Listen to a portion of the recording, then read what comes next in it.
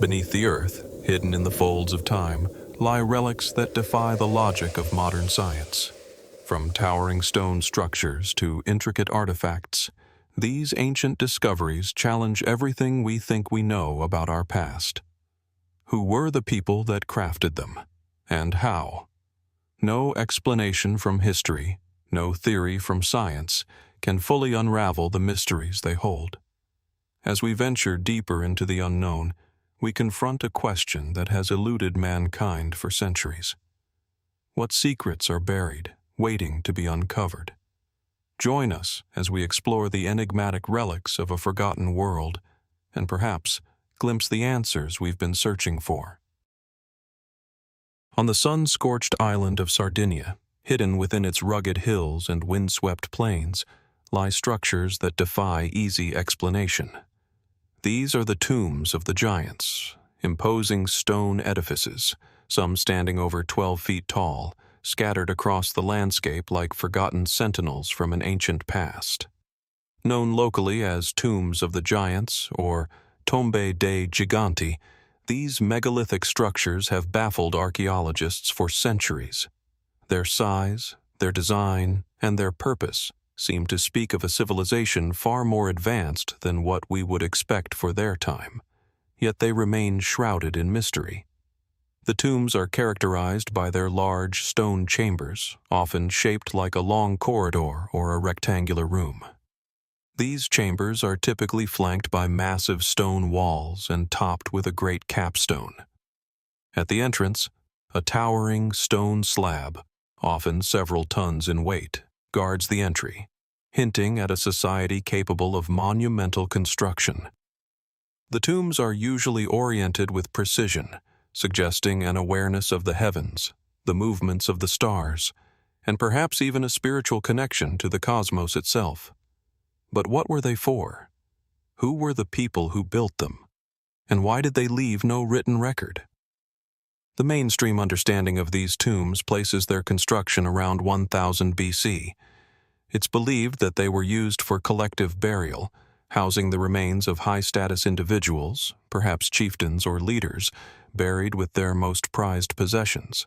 The sheer scale of these tombs suggests the reverence that the people of Sardinia had for their dead, as well as the potential power structures in place at the time.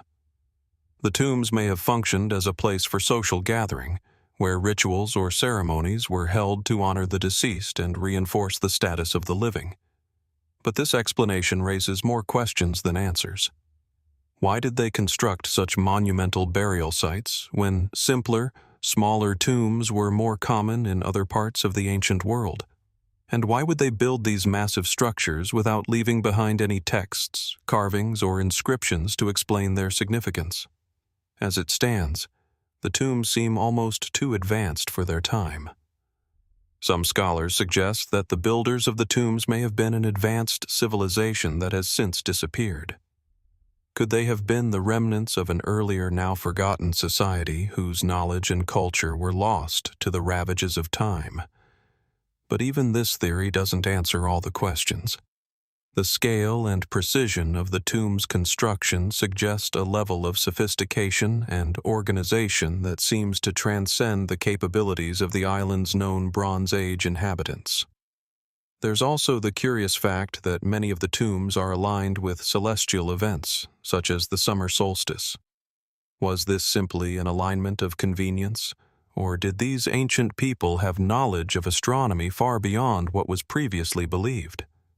And perhaps most perplexing of all is the fact that the tombs are often found in areas far from any known settlements, suggesting that the people who built them were not concerned with convenience or proximity to daily life. Fringe theories abound, offering more speculative ideas about the tomb's origins.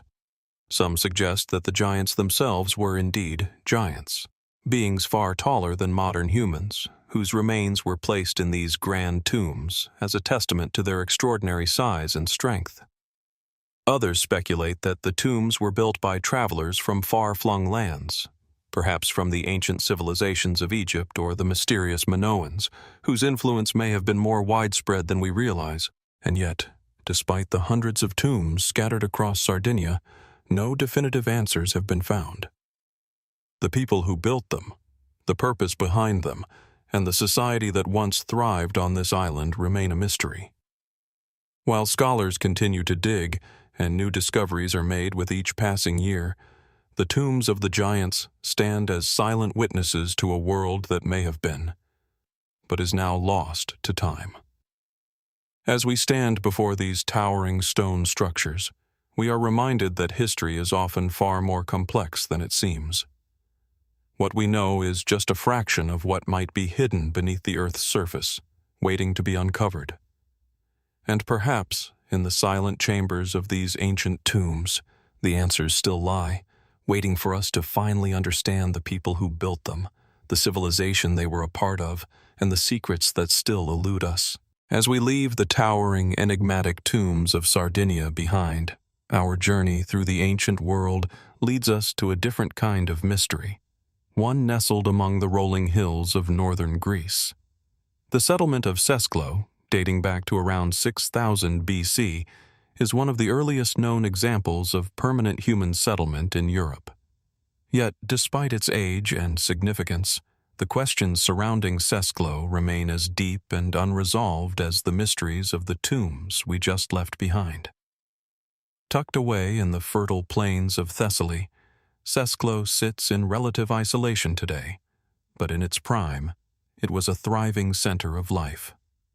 The remnants of the settlement offer an unusual glimpse into a time long before the rise of the great civilizations we are familiar with.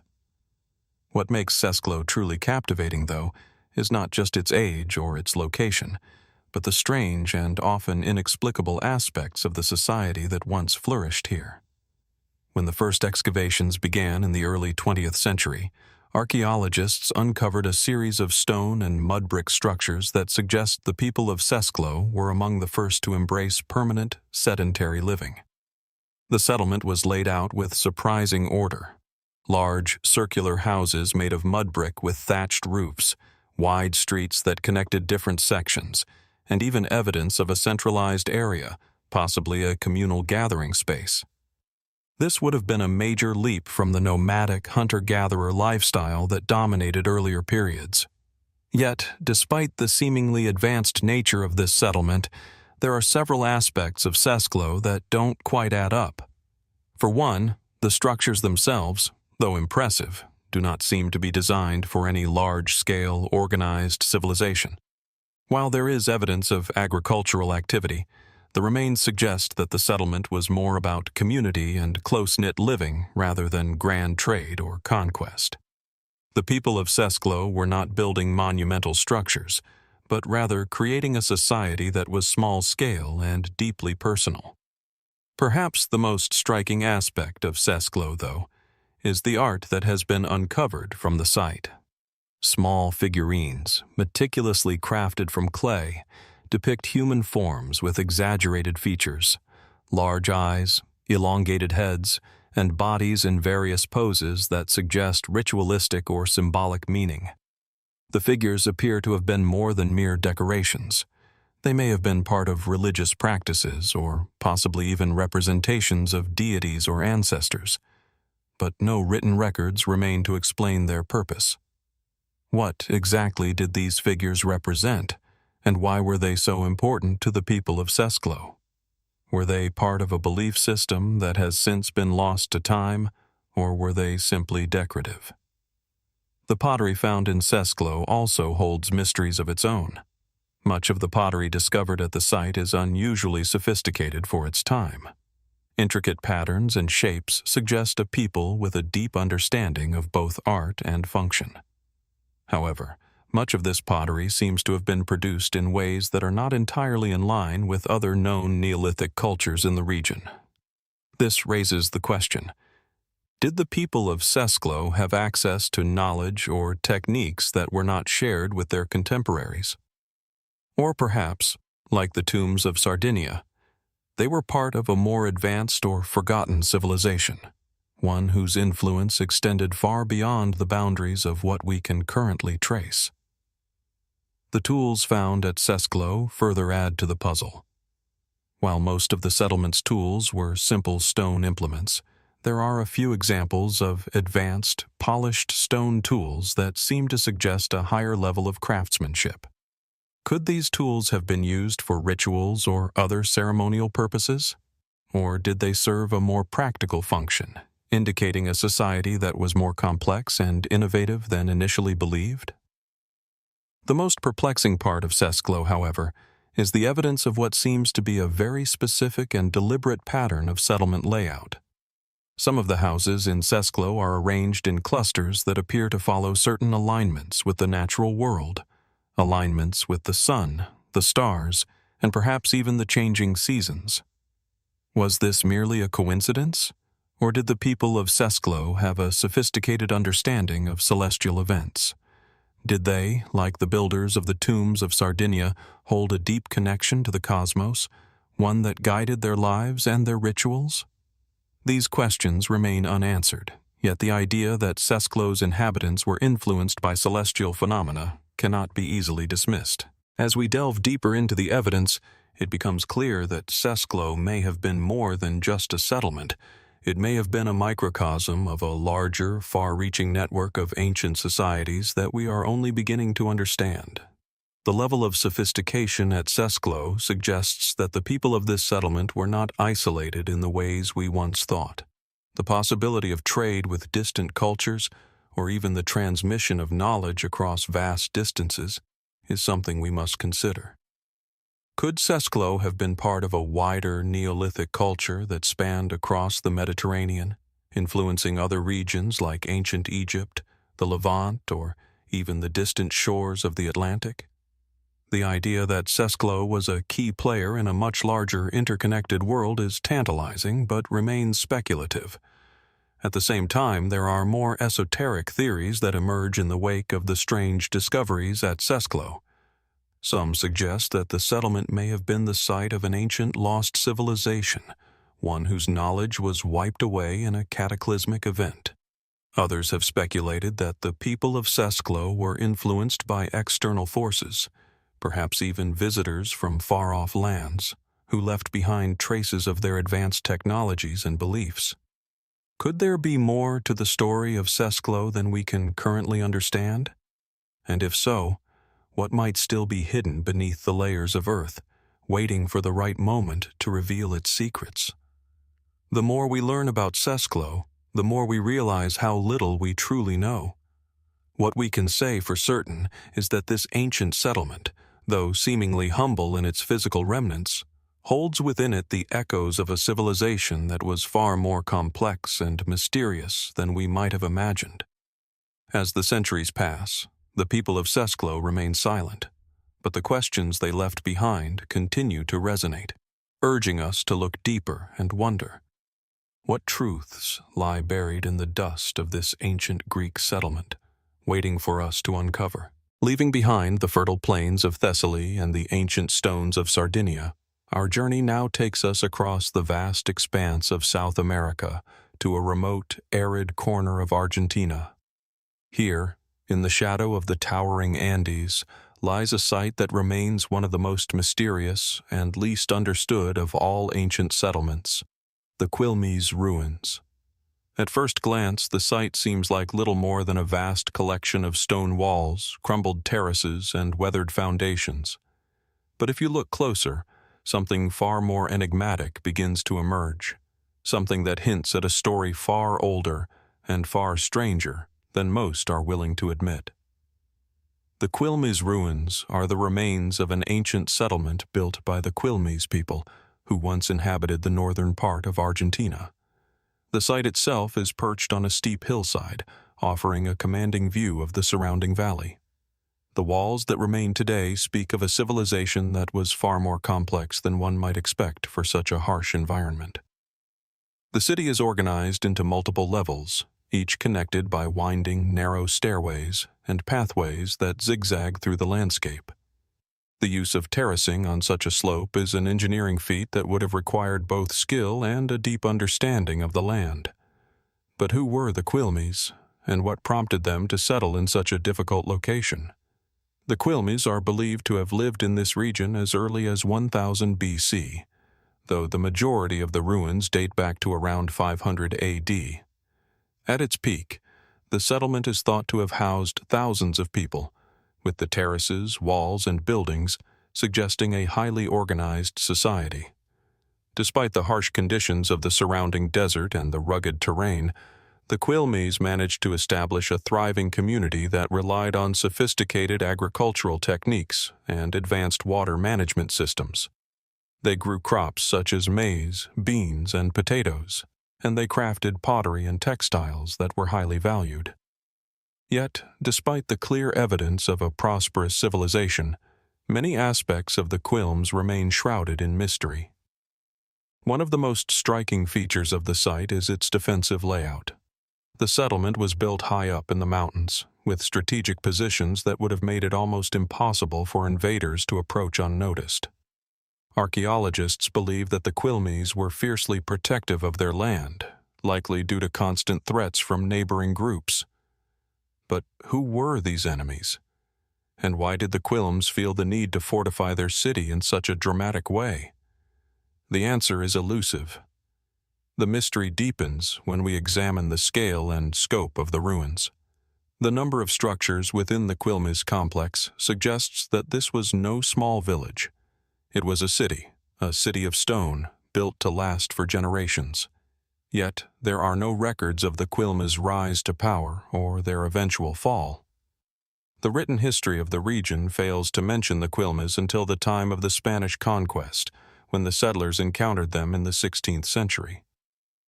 What happened to the Quilmes before that? Why did their civilization, which seemed to be thriving, suddenly vanish from the historical record? One of the more intriguing elements of the Quilmes ruins is the vastness of the site. Unlike other ancient settlements in the Americas, the Quilmes did not leave behind monumental structures such as temples or pyramids. Instead, they constructed sprawling, fortified towns with long terraces and intricately designed stone walls. What were these people trying to communicate through their architecture? Was it purely defensive, or did it serve another, more symbolic purpose? Some researchers speculate that the layout of the ruins may have had cosmological significance, perhaps reflecting a sophisticated understanding of the stars, the sun, and the cycles of nature. But no definitive evidence has been found to support this theory. As we delve further into the history of the Quilmes, we encounter even more unusual aspects of their culture. The Quilmes were known for their distinctive pottery, which often featured intricate designs and geometric patterns. However, some of their pottery has baffled archaeologists. Certain vessels appear to depict scenes of battle, but with strange figures that do not resemble any known animals or people of the region. Are these images the product of a unique artistic tradition, or do they hint at a deeper, more mysterious meaning? Could the Quilmes have been influenced by an outside civilization, one with whom they had contact but left no trace in the archaeological record?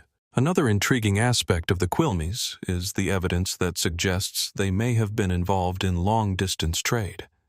Though the region around the Quilmes ruins is remote, there is evidence of materials that were not native to the area, including turquoise, shells, and certain types of pottery. How did these goods arrive in Quilmes territory, and why were they so highly valued? Some researchers believe that the Quilmes may have had contact with other ancient civilizations in the Andes or even further afield, perhaps as part of a vast transcontinental trade network. Yet, this theory is highly speculative, and no conclusive evidence has been found to support it. The eventual fate of the Quilmes people is one of the most perplexing aspects of their history. By the time the Spanish arrived in the 16th century, the Quilmes were already a shadow of their former selves. They were quickly overwhelmed by the colonial forces and were eventually forced to relocate to the area now known as the Quilmes Pueblo, where many of their descendants still live today. But the reasons for the collapse of the Quilmes civilization remain unclear. Was it due to external pressures, such as invasions by neighboring tribes or the arrival of foreign diseases? Or was it a result of internal factors, such as resource depletion, social upheaval, or environmental changes. The truth remains elusive.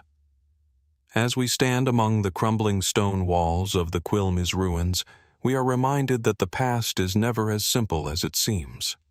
The mystery of the Quilmes, who they were, how they lived, and why their civilization vanished, remains unsolved. And though much has been uncovered about their agricultural practices, their art, and their architecture, there is still much that eludes us. What secrets lie hidden in the stones of Quilmes, waiting to be uncovered? And what might we learn if we continue to ask the questions that have so far gone unanswered? As the winds sweep across the desolate landscape, the ruins of Quilmes stand silent, offering their secrets only to those who are willing to listen closely enough. As we leave the arid landscape of Argentina's Quilmes Ruins behind, our journey takes us high into the Andes, where another mystery awaits, a place where the ancient world meets the sky. Here, on the shores of Bolivia's Lake Titicaca, lies the Akapana Pyramid at Tiahuanaco, a site that has long intrigued historians, archaeologists, and mystery seekers alike. Perched at over 12,000 feet above sea level, Tiahuanaco stands as one of the most enigmatic and unexplained archaeological sites in the Americas. The pyramid itself, though largely reduced to ruins today, offers a glimpse into a civilization whose legacy remains veiled in mystery. The Akapana Pyramid is the largest and most significant structure in Tiahuanaco, a complex of ruins that includes massive stone blocks, ceremonial gateways, and intricately designed terraces. Built with precision, the pyramid was originally a step-like structure, rising nearly 50 feet, though much of it has been eroded over centuries. What remains today is a series of terraces made of carefully cut stone, each layer built upon the last. These stones, some weighing as much as 20 tons, are finely crafted with such precision that it's difficult to imagine how ancient builders, who had no known tools capable of such feats, were able to achieve this level of engineering. The Akapana Pyramid was likely a central feature of Tiahuanaco, a city that once stood as a hub of religious, political, and cultural power. But the mystery of Tiahuanaco goes beyond its grand architecture and the apparent sophistication of its builders. The pyramid itself is not just an ordinary structure. It is aligned with unusual astronomical features. Like many ancient monuments, the Akapana Pyramid's orientation seems to correspond with celestial events, such as solstices and equinoxes. But this alone does not account for its mystery. What sets it apart from other ancient structures is its layout, which seems to suggest that its builders may have had a profound understanding of the stars, the earth, and perhaps even advanced engineering techniques that we cannot fully comprehend today. Perhaps most intriguing of all is the fact that Tiahuanaco, including the Akapana Pyramid, predates the known arrival of major Andean civilizations such as the Incas. In fact, many estimates place the construction of the site as early as 2000 BC, long before the rise of the Inca Empire. This raises a question that has puzzled archaeologists for years. How could a society, living in such a harsh and isolated environment, have built such a monumental city with such advanced knowledge? The civilization that constructed Tiahuanaco left no written records, no decipherable language, and no clear explanation of its origins. What we are left with are the stones themselves, speaking to us from a distant past, offering more questions than answers. To understand the significance of the Akapana Pyramid, we must first consider the role it played in the lives of the people who built it. The pyramid appears to have been a focal point of religious and ceremonial activities, possibly serving as a platform for rituals that honored the gods and connected the people to the cosmos. The alignment with celestial bodies suggests that the pyramid was more than just a physical structure. It may have been a sacred site, a place where the natural and spiritual worlds were believed to intersect, Some believe that the pyramid was used to mark important moments in the agricultural calendar, such as planting or harvest times, while others speculate that it had a deeper, cosmological significance, aligning the people of Tiahuanaco with the universe itself. The advanced engineering of the pyramid, however, raises yet another question. The stones that make up the Akapana pyramid are so precisely cut and placed that even modern technology struggles to replicate the construction methods used by the ancient builders. Some of the stones appear to be quarried and shaped with a precision that suggests advanced tools and techniques. Tools that, as far as we know, were not available to the people of Tiahuanaco. How were these stones cut so perfectly, and how were they transported across the rugged, high-altitude landscape? Theories abound, from the use of lost technologies to the influence of outside civilizations, but none of them offer a definitive answer. One of the most compelling aspects of Tiahuanaco, and the Akapana pyramid in particular, is the mystery surrounding the site's eventual decline. By the time the Inca Empire rose to prominence in the 15th century AD, Tiahuanaco had already been abandoned for centuries. The reasons for its fall remain unclear. Was it the result of environmental changes, such as shifts in climate or natural disasters? Or was it caused by internal factors, such as political turmoil or social unrest? Some have even suggested that the collapse of Tiahuanaco was the result of an outside invasion, though no evidence has been found to support this theory. What we do know is that by the time the Incas arrived, Tiahuanaco had already become a place of legend, a city in ruins, shrouded in mystery and awaiting rediscovery. Adding to the intrigue is the question of Tiahuanaco's connection to other ancient civilizations in the Andes and beyond. The Inca Empire, which rose to prominence centuries after Tiahuanaco's decline, revered the site and even incorporated its ruins into their own religious practices. Some believe that the Incas, along with other ancient cultures in the region, may have inherited knowledge from the people of Tiahuanaco, knowledge that was lost with the fall of the city, only to be rediscovered through the work of archaeologists and explorers in the modern age. Was Tiahuanaco the birthplace of ideas and technologies that influenced the development of later Andean cultures? Or was it a unique civilization that left no lasting legacy, its secrets disappearing with its fall? The Akapana pyramid remains one of the most striking and mysterious monuments of the ancient world, standing as a testament to the knowledge and skill of the people who built it. Yet, despite all the research and exploration that has been conducted at the site, many questions remain unanswered. How did the people of Tiahuanaco come to possess such advanced knowledge of astronomy, engineering, and construction? What was the true purpose of the Akapana pyramid, and what role did it play in the lives of those who built it? And perhaps most importantly, what can the mysteries of Tiahuanaco teach us about the lost civilizations of the ancient world? As the sun sets over the ruins of the Akapana pyramid, the stones still stand as silent witnesses to a forgotten past, offering their secrets only to those who are willing to look closely enough. The puzzle of Tiahuanaco remains unsolved, but in the quiet shadows of the ruins, there may still be clues waiting to be discovered, if only we know where to look. As we leave the high-altitude mysteries of Tiahuanaco behind, our journey takes us eastward to the dense jungles and sweeping hills of central Java in Indonesia, where a rather different enigma waits to be uncovered. Here, in the shadow of Mount Lawu, stands Candi Sukuh, a temple complex that has long perplexed archaeologists and mystics alike. Unlike the sprawling temples of Angkor or the monumental pyramids of the Andes, Candi Sukuh is a more intimate, yet no less enigmatic site.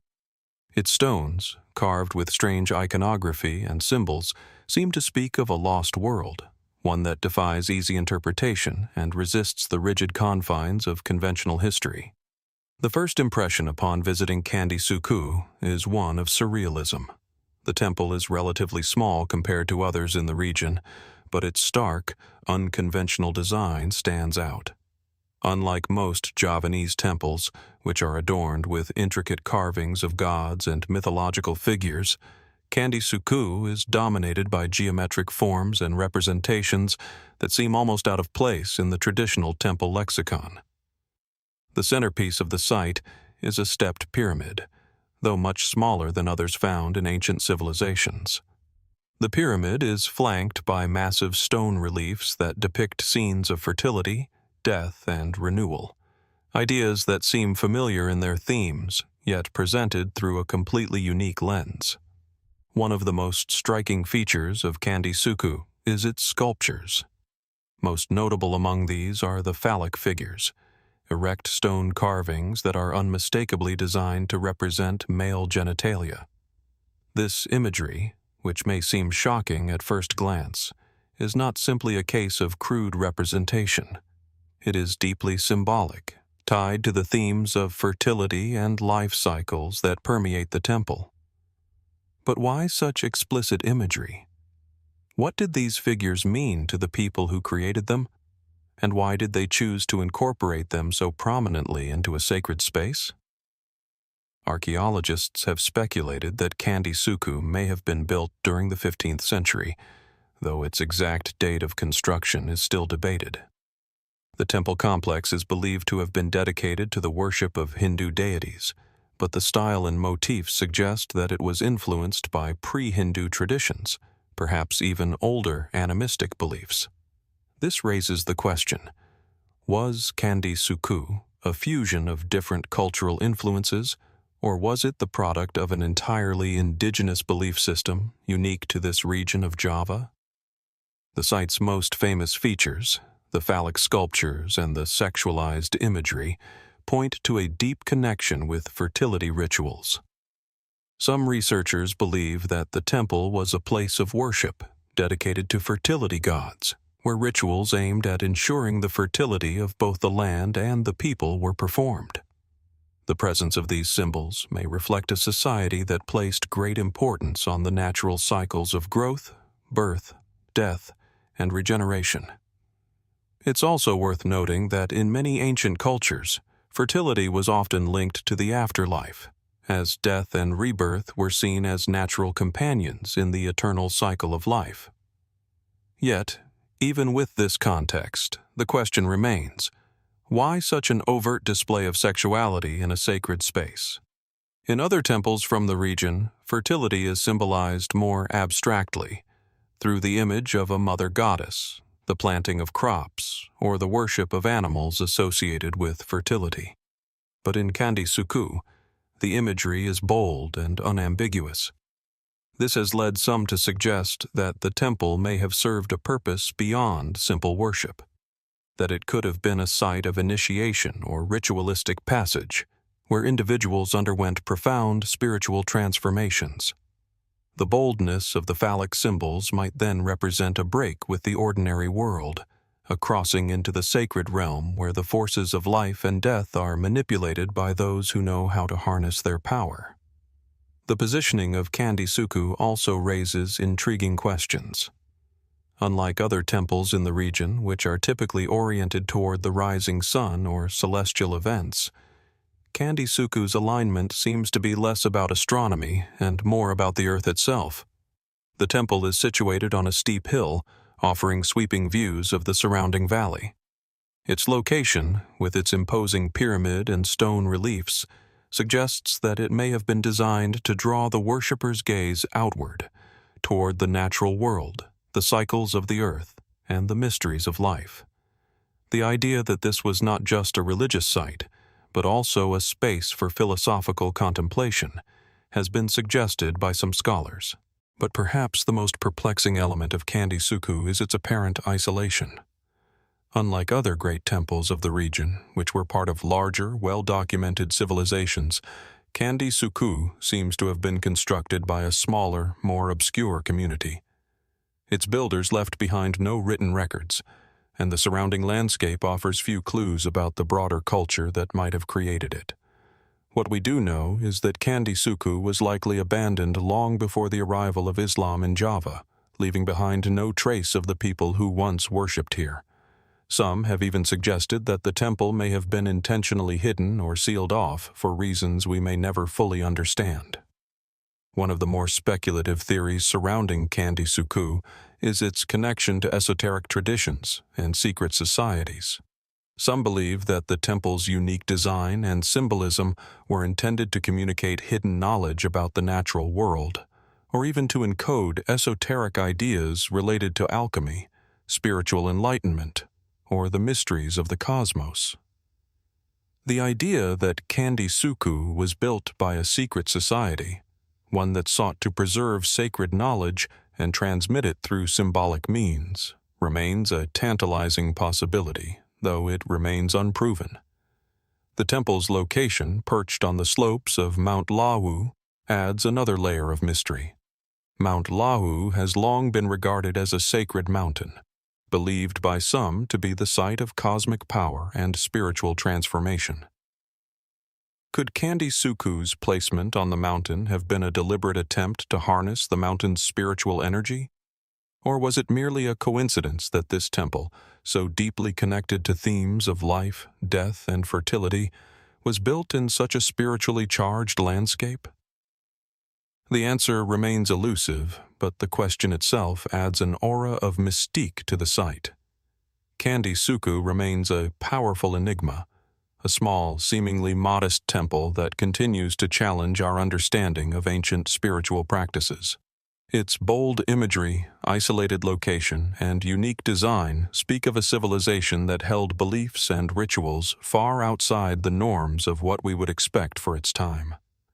As the sun sets behind the stone reliefs, casting long shadows across the temple, we are left to wonder, what deeper truths were the builders of Candi Sukuh trying to convey?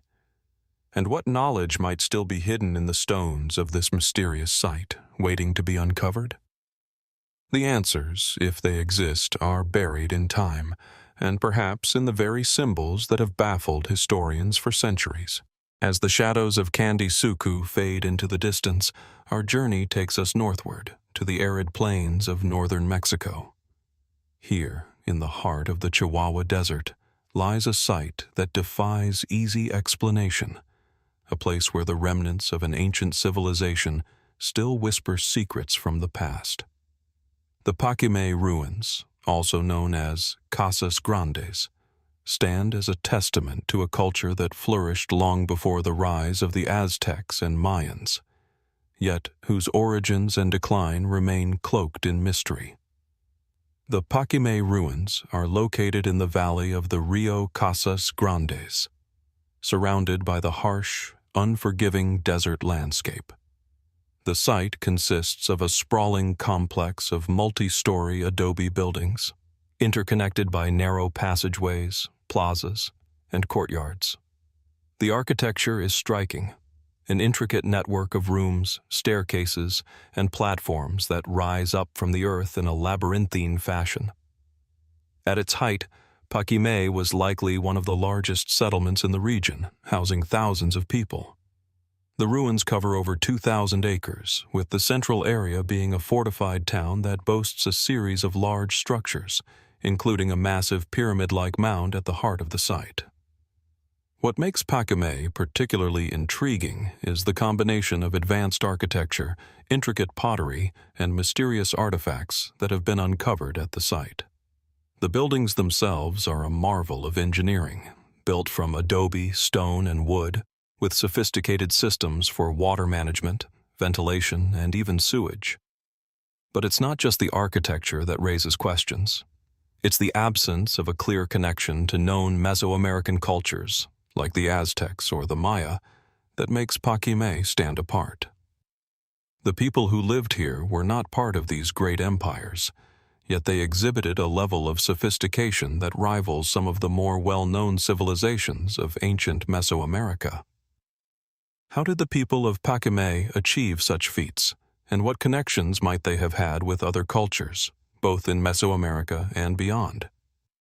The construction of Paquimé's buildings is believed to have begun around 1000 AD, during a time when the region was experiencing significant social and political changes. The builders of Paquimé are thought to have been part of the Mogollon culture, which inhabited the southwestern United States and northern Mexico. However, the specific cultural and ethnic identity of the people who built Paquimé remains uncertain. Some believe that the inhabitants of Paquimé were a distinct group, one that merged influences from various surrounding cultures, while others argue that they were part of a larger trade network that spanned across the region. One of the most remarkable features of Paquimé is its extensive trade network. Archaeological evidence suggests that the people of Paquimé were heavily involved in long-distance trade, acquiring goods from as far away as the Pacific coast of Mexico, the southwest United States, and even Central America. The artifacts uncovered at Paquimé, such as shells, turquoise, and exotic pottery, indicate that the people of the city were in contact with distant cultures. But what role did Paquimé play in this network? Was it simply a trading hub, or did it serve as something more, a center of culture, religion, and political power? The ceramics of Paquimé offer further insight into the mysterious nature of the culture. The pottery found at the site is highly distinctive, often decorated with intricate geometric patterns and symbols that appear to have some sort of symbolic or ritualistic meaning. Some of the pottery features anthropomorphic and zoomorphic figures, representations of animals and human-like beings, suggesting that the people of Paquimé may have had complex spiritual beliefs. The meaning behind these figures remains a topic of debate, with some suggesting that they represent deities or spirits, while others propose that they symbolize a connection to the natural world or ancestral forces. The patterns on the pottery, in particular, are often thought to be more than just decorative. They may hold the key to understanding the worldview of the Paquimé people. In addition to pottery, numerous other artifacts have been found at Paquimé, many of which point to the site's ritual significance. Among these are carved stone figures, small clay figurines, and even large, intricately designed effigies. One of the most striking of these is the Macaw Man effigy, a large, human-like figure that is thought to represent a deity or spiritual being. The macaw, an exotic bird that was likely imported from the tropical regions to the south, was an important symbol in Paquimé's culture. Some believe that the macaw was associated with the underworld, or that it played a role in fertility rituals. But why was it so significant to the people of Paquimé, and why was it so prominently featured in their art and iconography? The question of Paquimé's decline is just as perplexing as its rise. The site appears to have been abandoned by the late 14th century, long before the Spanish arrived in the region. The reasons for this sudden disappearance remain a mystery. Some researchers suggest that the decline of Paquimé was linked to environmental factors, such as a prolonged drought or a collapse in the local water supply, that made life in the region unsustainable. Others point to internal conflicts or external invasions as potential causes, though no clear evidence of warfare or outside aggression has been found at the site. The sudden abandonment of the site raises further questions. Why did an advanced, thriving civilization like Paquimé disappear so abruptly? And what happened to the people who once lived here? One of the most intriguing aspects of Paquimé's history is the possibility of outside influences. Some theories suggest that Paquimé was not simply a local phenomenon, but part of a larger, cross-cultural exchange that spanned the entire Mesoamerican region. The sophisticated architecture, art, and religious practices at Paquimé bear striking similarities to those found in other ancient cultures, such as the Aztecs and the Maya. But did the Paquimé people borrow from these cultures, or was there a deeper connection, a shared knowledge or spiritual understanding that linked them together? The evidence remains inconclusive, but the possibility of such a connection opens up intriguing avenues for further research. Another theory proposes that Paquimé's mysterious decline may be linked to the rise of the Aztec Empire, which had a strong presence in the region by the time Paquimé was abandoned. The Aztecs, known for their expansionist tendencies, may have viewed Paquimé as a threat, leading to its destruction or assimilation into the larger Aztec Empire. But this theory, too, remains speculative, as no clear signs of Aztec presence have been found at Paquimé. As we stand amid the crumbling walls and winding passageways of Paquimé, we are left with more questions than answers. What drove the rise of this remarkable civilization? What secrets lie buried beneath the desert sands, hidden from the world for centuries? And why did Paquimé vanish so suddenly, leaving behind only its ruins to speak of a once great city?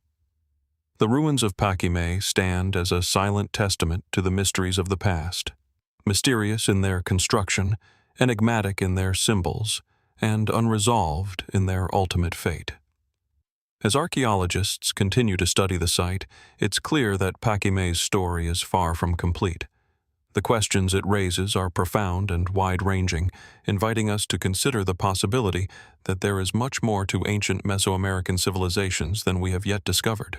As the sun sinks low over the rugged hills of North Macedonia, the ancient landscape casts long shadows across the earth. Perched atop a remote hill in the heart of the region, there is a site that has long been a subject of intrigue and speculation: the Kokino Observatory. It is a place where the heavens and the earth seem to meet, where the mysteries of the cosmos have been pondered for millennia. The observatory sits like an enigmatic sentinel, its stone structures and megalithic arrangements laid out in a way that continues to puzzle modern archaeologists and historians. The site itself is striking, both in its natural beauty and its mysterious purpose. Rough-hewn stones, some weighing several tons, are arranged in precise formations that suggest a level of astronomical knowledge far ahead of its time. Kokino was first discovered in the early 2000s, but its origins stretch back to at least the 19th century BC, possibly even earlier. Some scholars have speculated that it could have been used as a ceremonial site, a place of worship, or, as many believe, an astronomical observatory. But the question arises: how could a civilization so long ago, with tools and technology far less advanced than our own, possess such remarkable understanding of the stars and the movements of the celestial bodies? The site contains several elements that point to the knowledge of the cosmos. There are large stone slabs, carefully positioned to align with celestial events such as solstices, equinoxes, and even lunar cycles. Some of these alignments are so precise that it seems impossible they could have been made without a deep understanding of astronomy. Yet no written records exist from the time that would explain the exact function of the site. The Kokino Observatory is not merely a collection of stones. It is an astronomical timepiece, a monumental calendar set into the landscape. The key feature that sets Kokino apart from other ancient sites is its sophisticated alignment with the sun, the moon, and the stars. In particular, the site reveals a profound knowledge of the lunar cycle, and its creators seem to have tracked the movement of the moon and its phases with remarkable precision. There are markers at Kokino that point to the rising and setting of certain celestial bodies, aligning with events such as solstices and eclipses. Some of these alignments were undoubtedly used for agricultural purposes, knowing when to plant or harvest crops. But the observatory's design also suggests a deeper, more spiritual significance, a reflection of humanity's quest to understand the universe. What is perhaps most captivating about Kokino is the sense of mystery that still surrounds it. Archaeologists and historians have worked tirelessly to piece together its history, but there are few concrete answers. The general consensus is that the site was built by the ancient inhabitants of the Balkans, but who exactly they were, and what motivated them to construct such a sophisticated observatory, remains unclear. The absence of written records only adds to the intrigue. Some have suggested that the site was used by an early civilization that had access to knowledge that would seem out of place for their time. Could they have possessed knowledge passed down from even older, more advanced cultures? Cultures lost to time, their knowledge swallowed by the sands of history? In the early 2000s, when the site was first brought to international attention, Kokino was quickly labeled the third most important ancient observatory in the world by NASA. This is a striking claim, especially considering the site's location. It is not in the Middle East or Egypt, regions historically associated with ancient astronomical study, but rather in the quiet hills of North Macedonia, an area that had not been previously recognized for its ancient astronomical achievements. This designation only deepened the mystery. How could such an advanced observatory exist in a place so remote, and why was it only discovered in the modern era? Theories abound as to the purpose of Kokino. Some scholars believe it was primarily a tool for agricultural planning, a way to track the seasons and predict the best times to plant crops. Others argue that it had a more spiritual or ceremonial role, with its alignments acting as a way to connect the heavens to the earth, to communicate with the gods or the forces that governed the natural world. It is not difficult to imagine the ancient people of the Balkans looking up to the stars, seeing them not merely as distant points of light, but as a cosmic clock, a map of the divine. Yet, there are those who believe that Kokino's true purpose may lie beyond the realms of agriculture and religion. Some have speculated that the site could have been used as a kind of cosmic calendar, tracking the movements of the stars and planets to determine the passage of time in a more universal sense. Could the site have been a key part of an ancient belief system, a system that understood the cyclical nature of time and the connections between the earth and the heavens?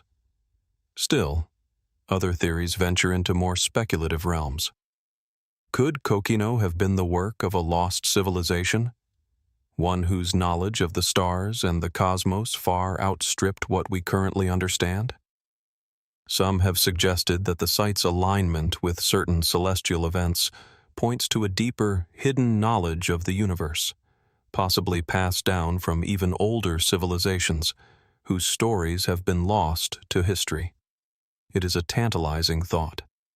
What if the creators of Kokino were not merely observers of the stars, but were communicating with them, seeking answers to questions that have since been forgotten? The possibilities are endless, and the unanswered questions continue to echo through the hills of North Macedonia.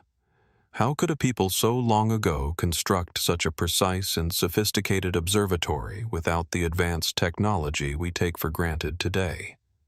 What knowledge did they possess that has been lost to the passage of time?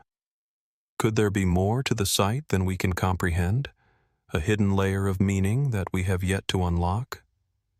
For now, Kokino remains one of the great mysteries of the ancient world. Its stone markers stand silently against the backdrop of a vast, starry sky, offering no answers, only more questions. Perhaps, in time, we will come closer to understanding the true purpose of this remarkable site. But for now, the mystery remains. And as we look up at the stars, we are reminded of the ancient peoples who once gazed upon them in wonder, seeking answers in the vastness of the cosmos, and perhaps, in some way, still waiting for us to discover the secrets they left behind. As the boat drifts slowly through the calm waters of the Gulf of Morbihan in Brittany, France, a sense of quiet mystery lingers in the air. In the distance, barely visible against the backdrop of lush, green hills, a small island emerges, its shores lined with jagged rocks, weathered by centuries of salt and wind. This is Gavrinis, a place where time seems to have stood still. Here, on this unassuming island, lies a burial cairn, a megalithic structure that has puzzled archaeologists and historians for over a century.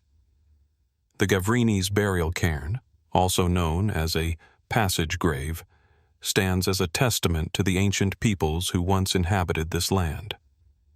Built around 3500 BC, it is one of the most significant and enigmatic megalithic sites in Europe, Composed of large stones arranged in a circular chamber, the cairn is part of a larger burial complex that includes several other similar structures scattered throughout the region.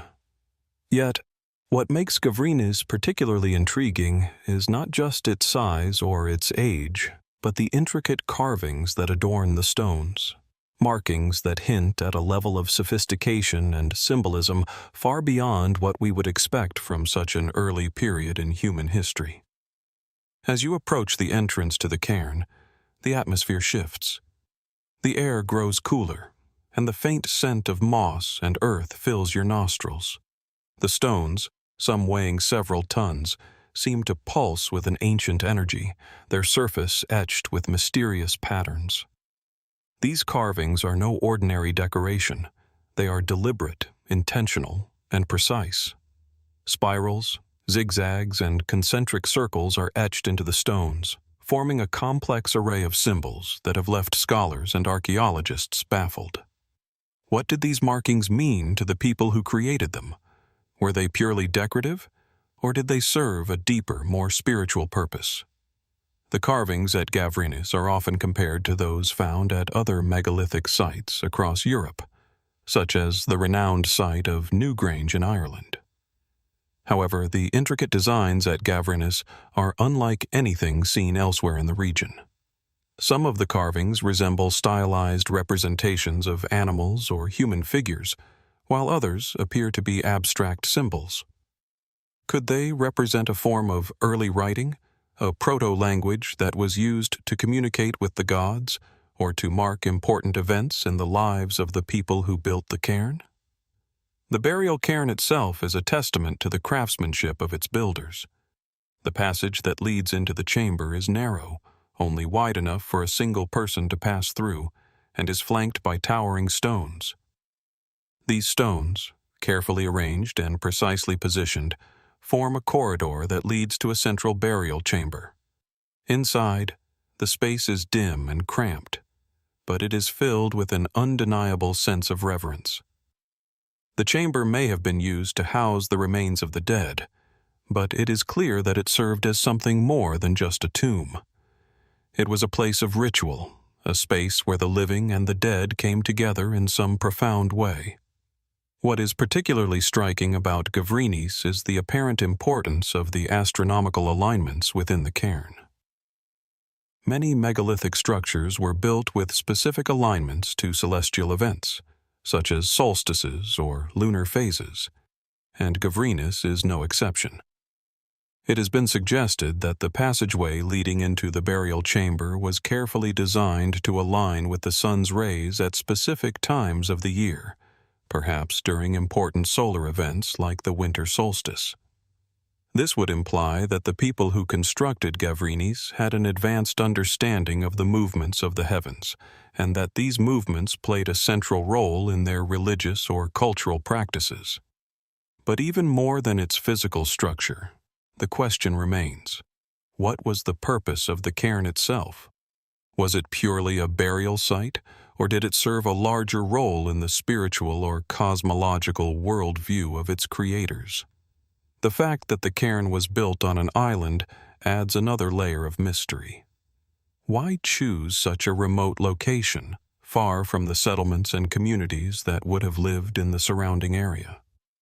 Was this a deliberate choice, perhaps to create a sacred space that was set apart from the everyday world? Or did the island itself have some deeper, spiritual significance, perhaps seen as a place where the boundaries between the living and the dead, the earthly and the divine, could be more easily crossed? As with many ancient sites, there are competing theories about the true purpose of Gavrinis. Some scholars argue that it was simply a tomb, a place where the dead were laid to rest in a sacred space. Others suggest that the cairn may have served as a ritual center, a place where the living gathered to honor their ancestors or to commune with the gods. Still, others speculate that the carvings and alignments within the cairn could be connected to some form of ancient astronomy or a ritual calendar, marking the passage of time and the cycles of the heavens. But these theories, while fascinating, remain speculative. The truth about Gavrinis, as with so many ancient sites, remains elusive.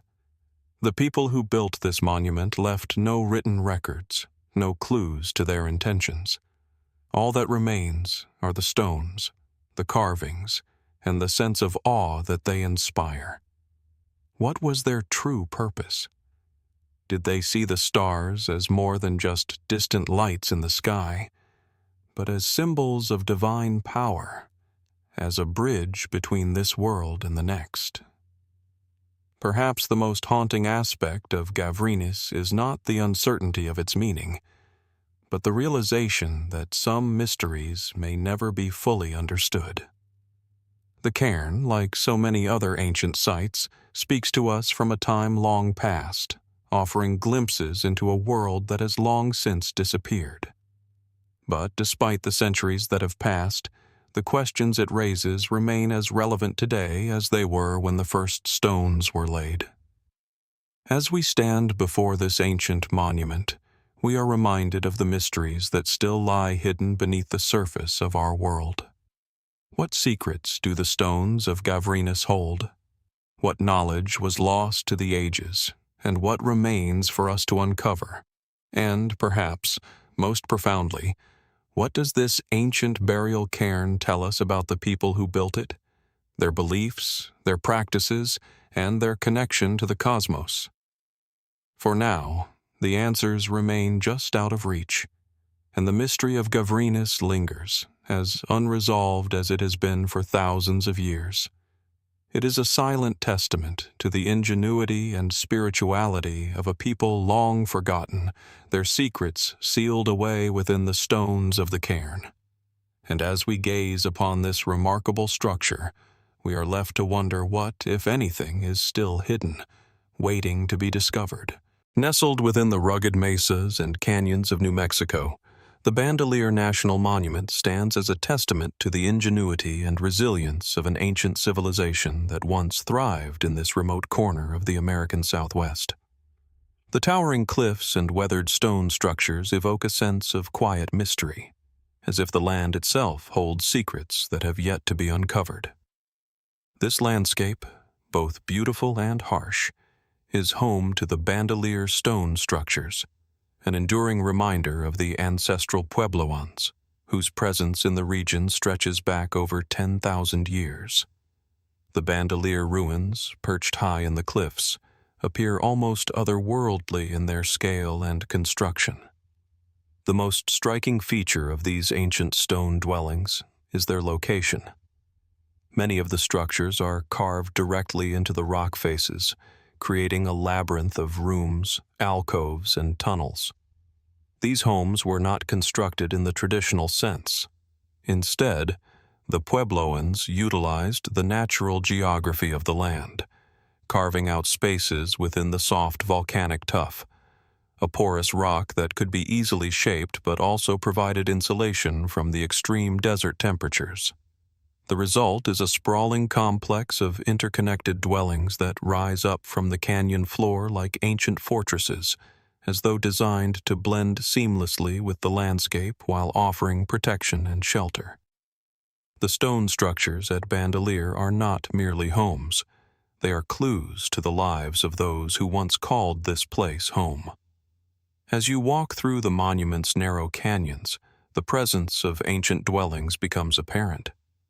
Rooms, some small and some larger, are carved into the cliff walls, their entrances marked by round holes that once housed ladders. Below, along the canyon floor, are the remnants of stone foundations and the faint outlines of buildings that once housed entire communities. The site gives a sense of a thriving society, one that was deeply connected to the land and the elements, and yet, for reasons unknown, this civilization eventually faded from the region. The history of Bandelier's inhabitants is not easily pieced together. Archaeologists have uncovered evidence that the site was inhabited by the ancestral Puebloans, also known as the Anasazi, between 1150 and 1600 AD.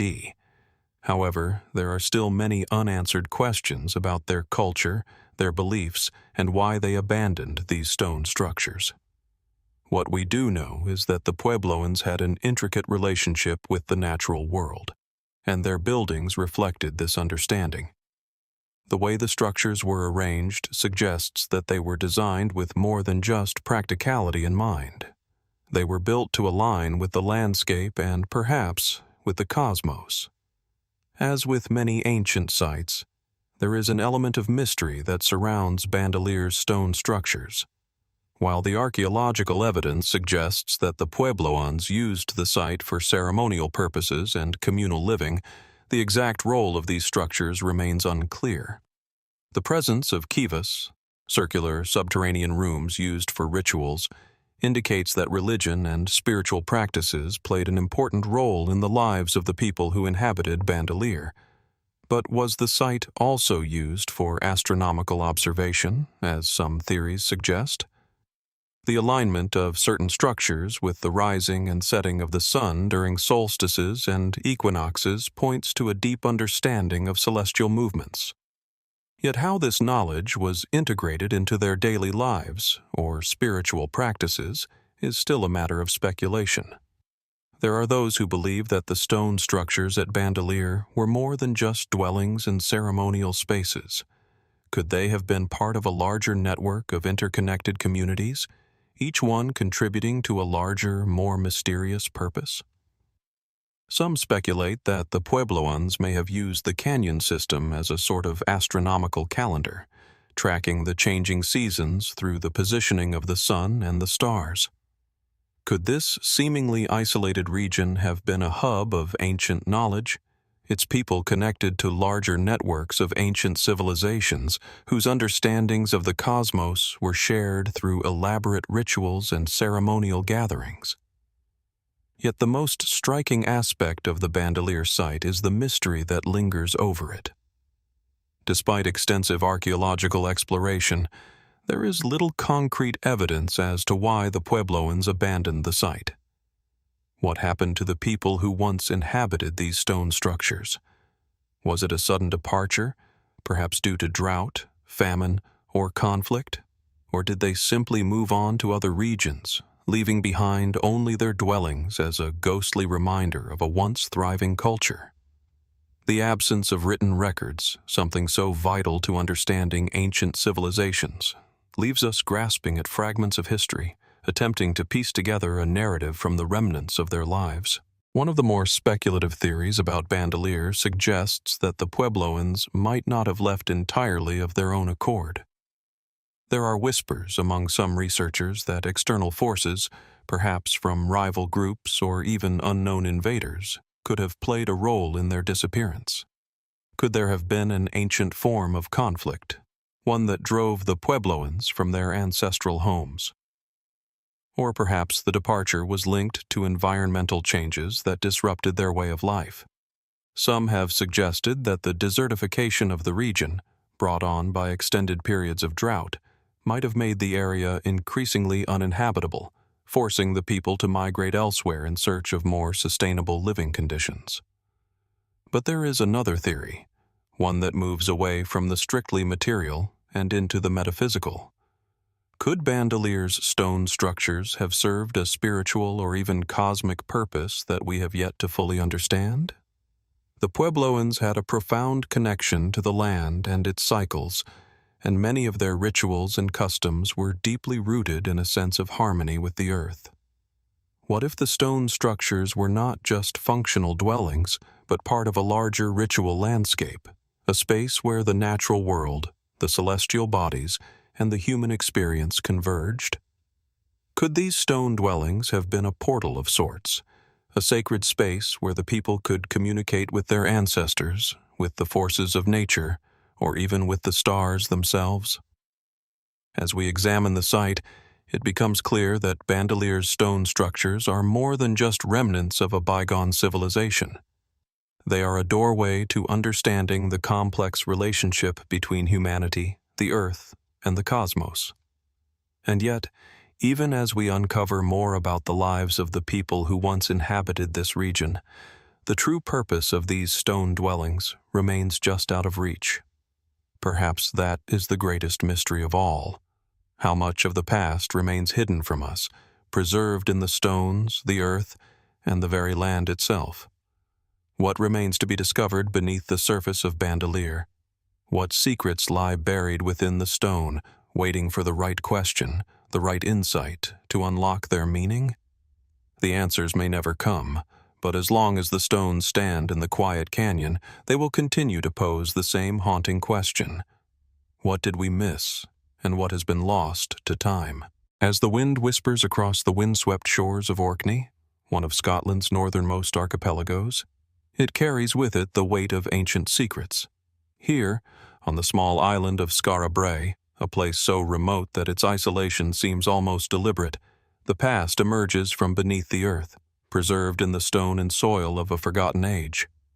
In this quiet corner of the world, where the sky meets the sea in a seemingly endless horizon, lies a village that has been buried for thousands of years, its structures and artifacts as enigmatic now as they were when they were first abandoned. Skara Brae is one of the best preserved Neolithic sites in Europe, and yet, despite its fame, the mystery of its people remains as elusive as the island's ever-changing weather. The village itself, a cluster of stone dwellings, lies hidden beneath the earth, a discovery made by mere chance in the winter of 1850.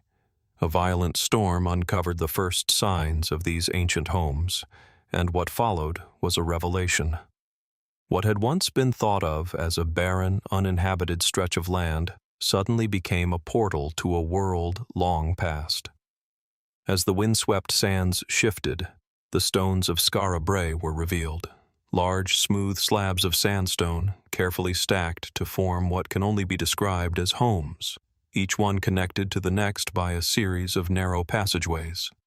The settlement consists of 8 interconnected dwellings, each one almost identical to the next, a central hearth surrounded by stone walls that curve inward like a protective embrace. The floor is smooth and level, made from stone slabs, while the walls themselves rise high, their construction so precise that the stones fit together almost without mortar. Inside, a deep sense of design becomes apparent. Furniture, such as stone seats and beds, were carved directly into the walls, and storage areas, arranged with careful attention, were built into the very fabric of the structure. The people of Skara Brae, it seems, lived not only in harmony with their environment, but in an intimate, thoughtful relationship with it, crafting their homes directly from the land around them. Yet, as remarkable as these homes are in their preservation and ingenuity, it is not the design that haunts us. It is the question of who these people were and why they vanished. Skara Brae was occupied from around 3180 BC to 2500 BC, but by the time the settlement was abandoned, the civilization that built it had disappeared without a trace, leaving behind only the stone foundations and a few artifacts. No written records, no grand monuments, no clues to explain why they left. It is as though they simply melted into the land, their disappearance as inexplicable as their sudden appearance. One of the most compelling features of Skara Brae is the insight it offers into the lives of its inhabitants. The village predates even the great stone circles of Stonehenge, yet the sophistication of its design challenges conventional notions of Neolithic people as mere primitive hunter-gatherers. Evidence suggests that the people of Skara Brae engaged in farming, domesticating animals, and growing crops, which would have allowed them to settle in one place for extended periods of time. But there is more to the story than mere survival. The craftsmanship of the tools and pottery found within the village indicates that these were people of considerable skill and artistry, capable of creating finely made stone tools and intricately designed pottery. Some of the artifacts even suggest that they had an understanding of geometry, as several of the pots found in the village are decorated with geometric patterns that seem to follow certain principles of symmetry and proportion. As we delve deeper into the mystery of Skara Brae, we are confronted with questions that seem almost impossible to answer. What caused this thriving community to suddenly abandon their homes? Theories abound. One of the more widely accepted explanations is that the climate of Orkney began to change, making the area less hospitable. Evidence of a cold period around 2500 BC, often referred to as the 800-year cooling event, suggests that the people of Skara Brae may have been forced to leave due to colder, harsher conditions that rendered their agricultural lifestyle untenable. The harsh winds and unrelenting storms of Orkney may have made life increasingly difficult, and it is possible that the people left in search of more fertile lands. Yet, as with many ancient mysteries, there are other, more speculative theories that invite us to look beyond the strictly environmental explanations. Some have suggested that the abandonment of Skara Brae might have been caused by something far more abrupt and dramatic, a catastrophic event, such as an earthquake or a tsunami, that could have destroyed the village and forced the inhabitants to flee. Others have raised the possibility of conflict, perhaps with neighboring tribes or a rival civilization, though no evidence of warfare has been found at the site. Could Skara Brae have been abandoned due to a sudden, unforeseen event, one that left no trace behind except for the empty houses? Another theory posits that the people of Skara Brae did not abandon their village in response to a natural disaster or climate change, but rather chose to leave for spiritual or cultural reasons. Could there have been a religious or cultural shift that prompted the people to move away, leaving their homes behind as part of a larger transformation? Some have suggested that the village was intentionally left behind as part of a ritualistic or ceremonial event, perhaps connected to a belief system that we have yet to understand. Despite all of these theories, there is one undeniable fact. The people of Skara Brae left no clear record of their motivations. Their disappearance remains as enigmatic as the village itself, and while archaeologists continue to search for answers, the mystery only deepens. Could there have been something more to their lives, something that we have yet to uncover? What if the answers lie not in the tools they left behind, but in the very stones of their homes, their placement, their orientation to the natural world? Is it possible that the people of Skara Brae understood something about their environment, their cosmos, or their spirituality that we still do not comprehend? As we stand on the edge of this ancient village, gazing at the stone dwellings, the silence of Skara Brae seems almost to speak to us. The wind still howls across the land, as it has for millennia, and the sea continues to lap against the shores. Yet the question remains: what was the true story of the people who once lived here? Did they vanish into the mists of time? Or are their stories still hidden, waiting to be uncovered in the patterns of the stones, in the quiet hum of the earth beneath our feet?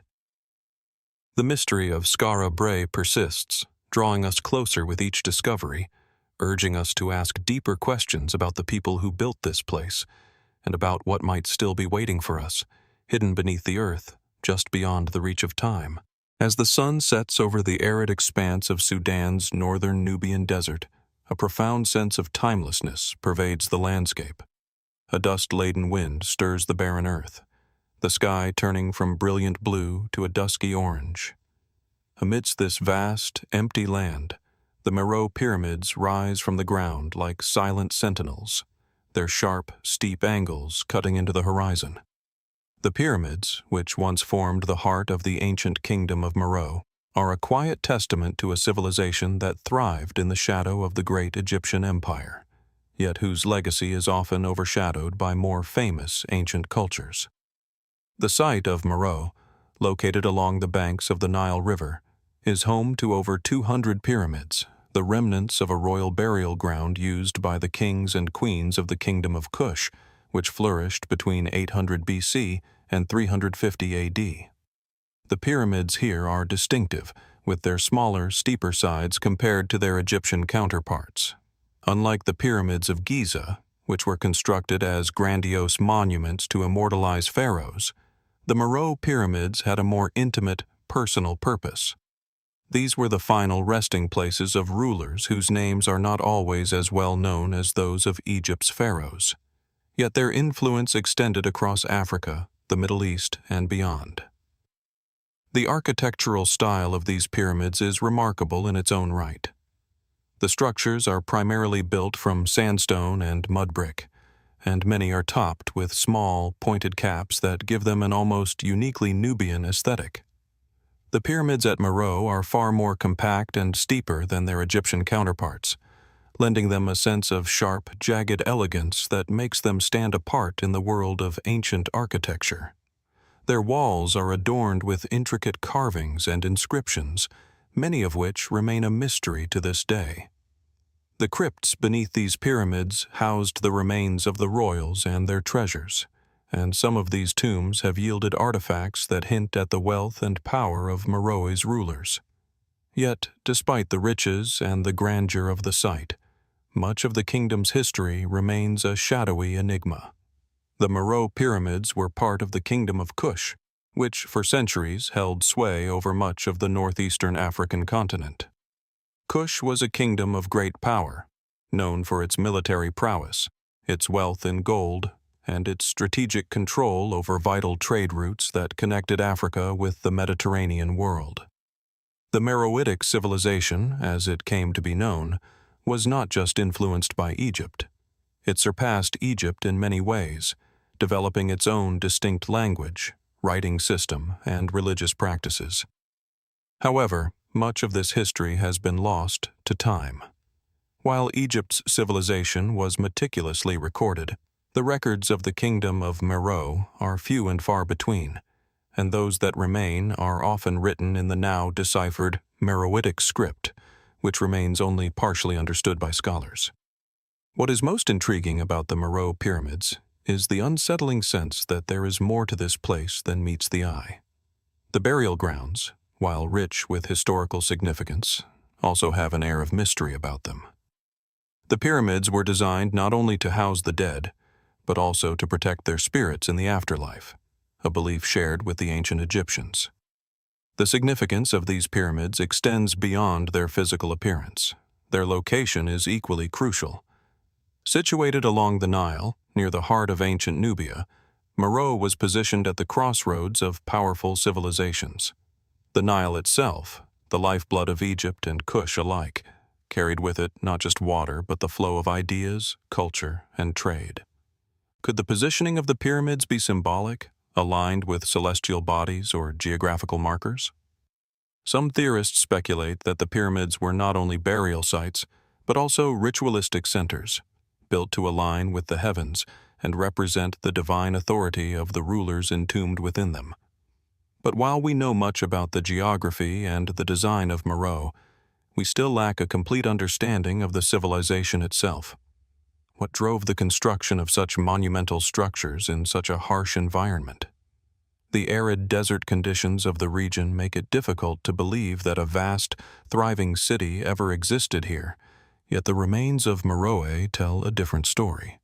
There is evidence of advanced metallurgy, including the production of iron, and of trade networks that stretched as far as the Roman Empire and India. Yet, despite this wealth, the kingdom began to decline around 350 AD. The causes of this decline remain unclear. Some attribute it to external pressures, including invasions from the desert-dwelling nomads or a change in the course of the Nile that affected the region's agricultural output. Others point to internal strife, perhaps even the loss of power and influence as Egypt reasserted its dominance. What is particularly haunting about the Meroë Pyramids is their apparent abandonment. By the time the Romans and other neighboring civilizations arrived in the region, much of Meroë had already fallen into ruin. The once glorious kingdom seemed to disappear into the sands, leaving behind only these striking pyramids as a testament to a people whose story was forgotten long before the rise of modern historical records. Why did the Kushite kings and queens build such extraordinary monuments, only to have them fall into obscurity? What remains of their wealth, their power, and their culture? The pyramids themselves speak to us, but not in a language we fully understand. Some of the structures are buried so deeply beneath the desert sands that they remain only half revealed. their true purpose and meaning hidden from the eyes of modern archaeologists. Could there be undiscovered tombs beneath the sands, filled with treasures and artifacts that would rewrite history? Perhaps the site contains secrets waiting to be unearthed, inscriptions, hidden chambers, or even remains of the royal family that could provide clues to the kingdom's sudden collapse. As we stand before the Meroë Pyramids, we are reminded of the transient nature of civilizations. How many great empires, now long forgotten, built monuments to their glory, only to have them swallowed by time and the elements? What knowledge did the Kushite rulers possess, and what secrets were they buried with? And perhaps most tantalizing of all, what lies hidden beneath the sands of Meroë, waiting to be discovered? Though scholars continue to search for answers, the true story of the kingdom of Meroë, its pyramids, and its people remains an open question, one that beckons us to look deeper, to explore the mysteries of this ancient civilization, and to wonder what might still be waiting for us in the silent desert beneath the shadow of the pyramids. Amid the rugged, sun-baked hills of the Judean foothills, a small archaeological site lies quietly, almost hidden by the natural landscape. The remains of Khirbet Qeiyafa, a sprawling fortress city, are perched on a hilltop, overlooking the ancient route that once connected the hill country of Palestine with the coastal plain.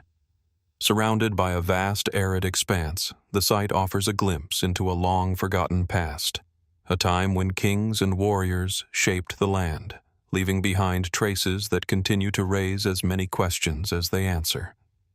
The site itself is relatively modest when compared to other well-known ancient cities, but Khirbet Qeiyafa has sparked considerable intrigue among archaeologists and historians. Discovered in 2007, the excavation of Khirbet Qeiyafa has uncovered evidence of a fortified city that dates back to the late 11th and early 10th centuries BC. This period, often referred to as the Iron Age, is a time shrouded in both historical significance and mystery. It's a time when the ancient kingdoms of Palestine were emerging, with the first historical references to King David and the foundations of the biblical kingdoms of Judah and Israel. Khirbet Qeiyafa's layout suggests that it was a strategically important city. The site is surrounded by massive walls, carefully constructed from large, well-hewn stones. These walls are not merely defensive structures, but rather intricate fortifications designed to protect the city's inhabitants from external threats. Within the city, archaeologists have found traces of streets, buildings, and open spaces, suggesting that it was a well-organized settlement, possibly a center of administration or trade. However, what truly distinguishes Khirbet Qeiyafa from other ancient sites in the region is its sudden appearance and its enigmatic connection to the biblical narrative. The city of Khirbet Qeiyafa is often linked to the time of King David, a figure who has long been at the center of biblical history. The site is believed by some scholars to be the biblical city of Sha'arayim, mentioned in the Bible as a place where David fought the Philistines. This connection is particularly compelling given the location of Khirbet Qeiyafa near the Elah Valley, where the famous battle between David and Goliath is said to have taken place. But despite the tantalizing biblical references, there is no direct evidence linking the site to the reign of David or his kingdom. The true identity of the site's builders and the reasons behind its construction remain elusive. One of the most intriguing aspects of Khirbet Qeiyafa is the question of its sudden emergence. The city seems to appear out of nowhere, with little preceding it in the historical record.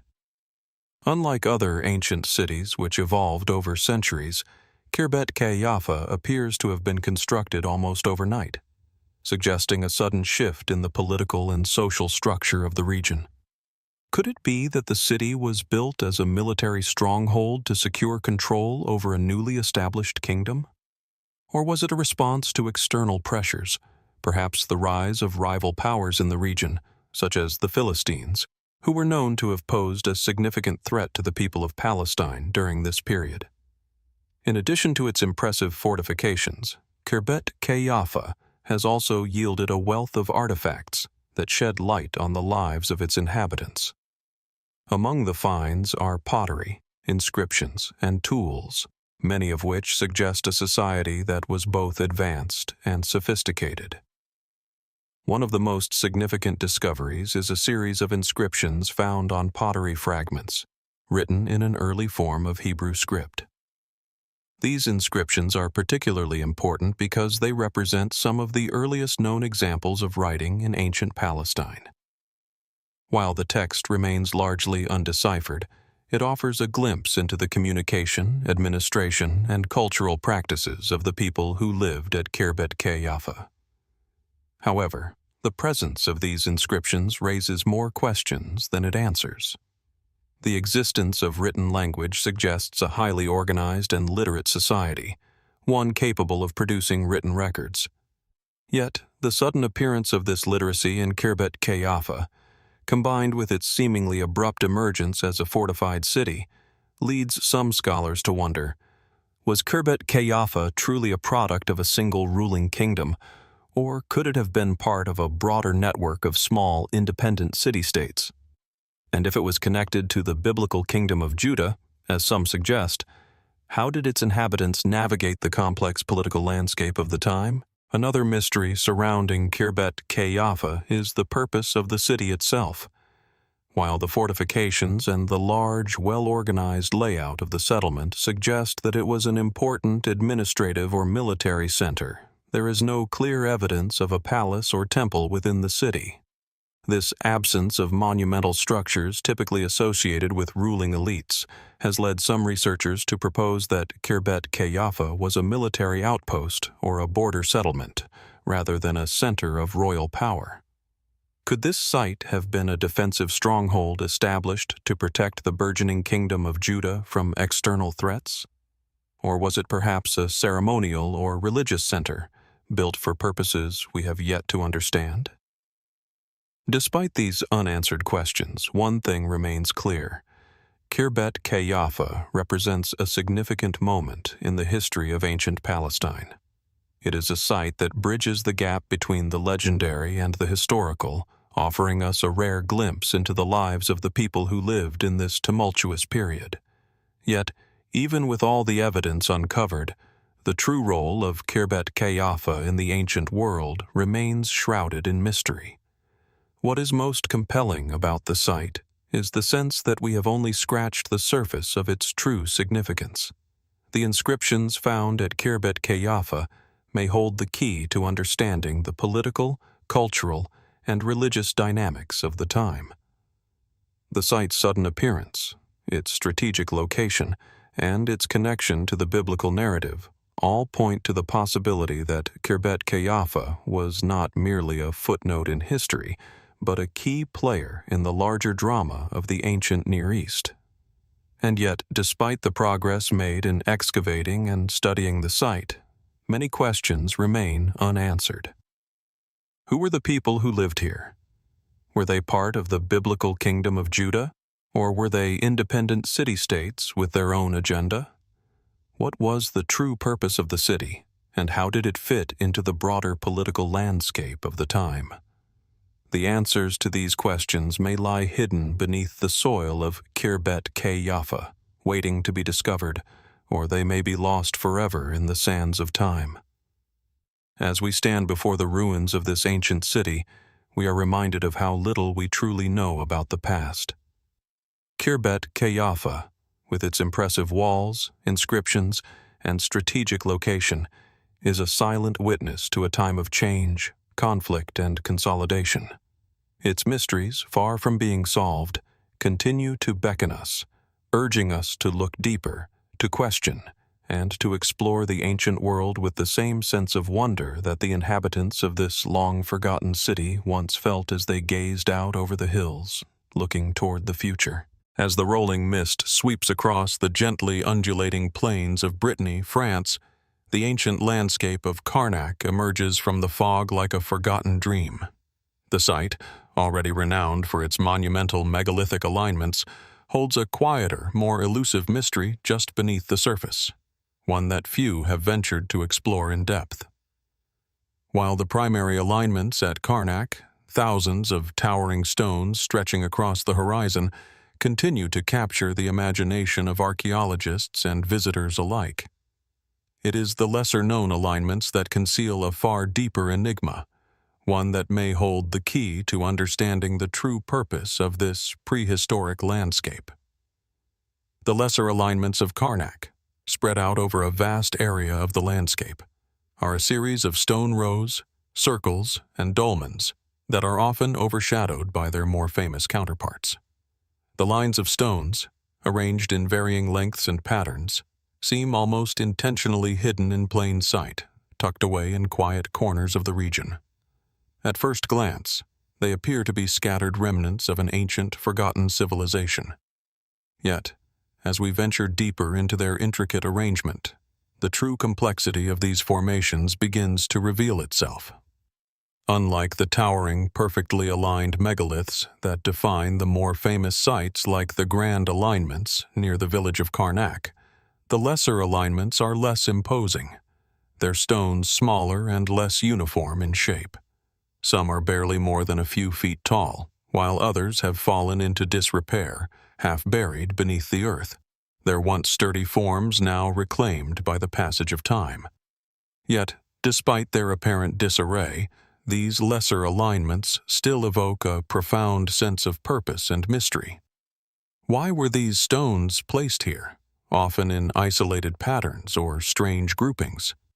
What significance did they hold for the ancient people who arranged them? It is widely believed that the larger, more prominent alignments at Carnac were part of an astronomical calendar or a sacred ritual site, used to track the movement of celestial bodies.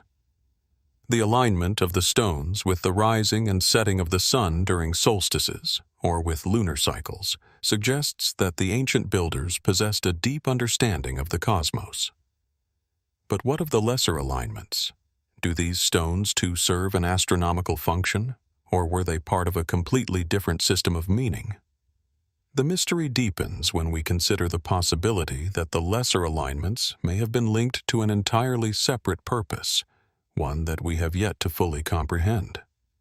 Some researchers propose that these smaller formations could represent markers for specific events, paths of pilgrimage, or even territorial boundaries. Could they have been designed to map out the sacred geography of the region, guiding the people of ancient Brittany to important spiritual sites? Others speculate that these lesser alignments might have had an acoustic or energetic function, designed to harness or amplify natural forces that were believed to connect the earth to the heavens.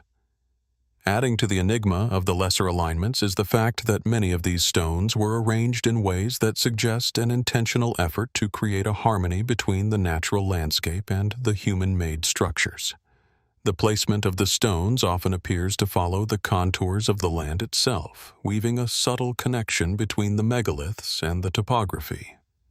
Could it be that the ancient builders of Carnac were not just aligning their stones with celestial bodies, but also with the very flow of the earth?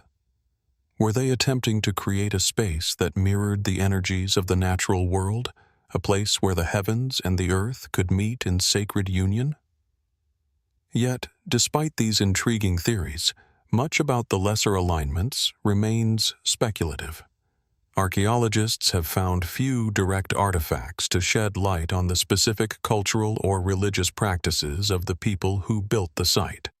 There are no written records to provide insight into their beliefs or intentions. The most tantalizing clues lie in the patterns of the stones themselves, their shape, orientation, and proximity to one another, which suggests that these smaller alignments were part of a highly organized, deliberate construction process. But to what end?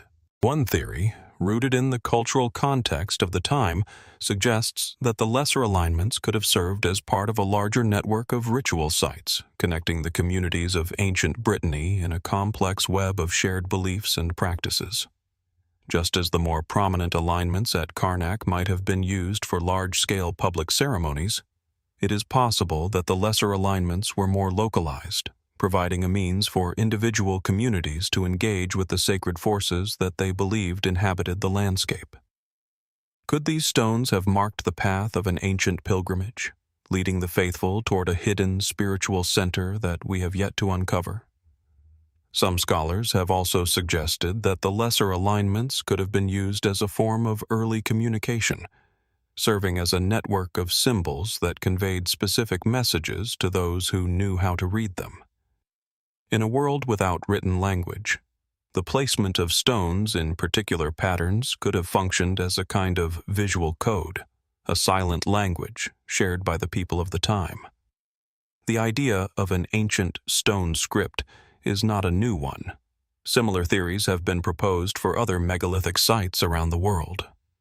Could the lesser alignments of Carnac be part of such a system, their stones arranged to convey messages or instructions to those who passed by them? Despite these many theories, there remains an undeniable sense of uncertainty about the true function of the lesser alignments. The further one digs into the history of the site, the more questions arise. Were these stones purely ceremonial in nature, or did they have a more practical function? Did they serve as markers for time and space, guiding the way for the people of ancient Brittany, or were they created as part of a larger cosmological or spiritual order? The silence of the stones offers little in the way of definitive answers. The lesser alignments, in their quiet, understated presence, seem to resist easy explanation. They suggest that the builders of Carnac were not only concerned with the celestial realm, but with the very fabric of the earth itself, weaving together the natural world and the divine through their stones. Yet, as we stand before these smaller, quieter stones, we are left to wonder, what were they really trying to tell us? What remains hidden in the patterns of their placement, waiting to be unlocked by those who dare to listen to the land? As we contemplate the mysteries of Carnac's lesser alignments, we are reminded that some secrets, no matter how old, may never fully be revealed. The stones stand, silent and immovable, as they have for millennia, offering us a glimpse into a world that has long since passed, but which may yet have more to say. The question remains, what might we still be missing, buried beneath the earth or hidden in plain sight, waiting to be discovered? High in the Andean foothills of Ecuador, where the lush green landscape meets the harsh, wind-swept heights of the mountains, lies one of the most enigmatic archaeological sites in South America, Ingapirca. Known primarily for its impressive ceremonial center and the towering structures that stand out against the dramatic scenery, Ingapirca is home to a range of lesser-known, smaller ruins that continue to elude easy explanation. These lesser structures, which dot the site in various configurations, offer a subtle yet captivating glimpse into a world that has long since vanished. Though less celebrated than their more prominent counterparts, these lesser ruins raise profound questions about the people who once inhabited this place and the complex civilization that built them. Ingapirca, which means Inca Wall in the local Quechua language, is the largest and best-preserved archaeological site of the Cañari culture, a group that flourished in the region long before the Inca Empire expanded into the area. The site is most famous for its circular, sunken temple, a structure with remarkable precision and alignment that suggests a deep understanding of both geometry and astronomy. It is clear that the Cañari, who built Ingapirca, were a people of considerable skill, and their culture, long overshadowed by the later rise of the Inca Empire, has left behind a treasure trove of mysteries, many of which lie hidden in the lesser structures of the site. The lesser structures of Ingapirca are scattered across the complex, often tucked away in quieter corners of the site, their function and significance difficult to ascertain. Unlike the grand temple and ceremonial spaces, these smaller buildings are less imposing, more subtle in their design. Some are rectangular, while others are circular or irregular in shape, giving the impression that they were built for a variety of purposes. The stonework here, while less refined than the grand walls of the sunken temple, is still remarkably well crafted, with stones fitting together so precisely that the walls have endured centuries of rain, wind, and seismic activity. At first glance, these structures may seem secondary to the main ceremonial center. However, their presence is impossible to ignore. Could they have served as dwellings, storage spaces, or perhaps locations for specific rituals?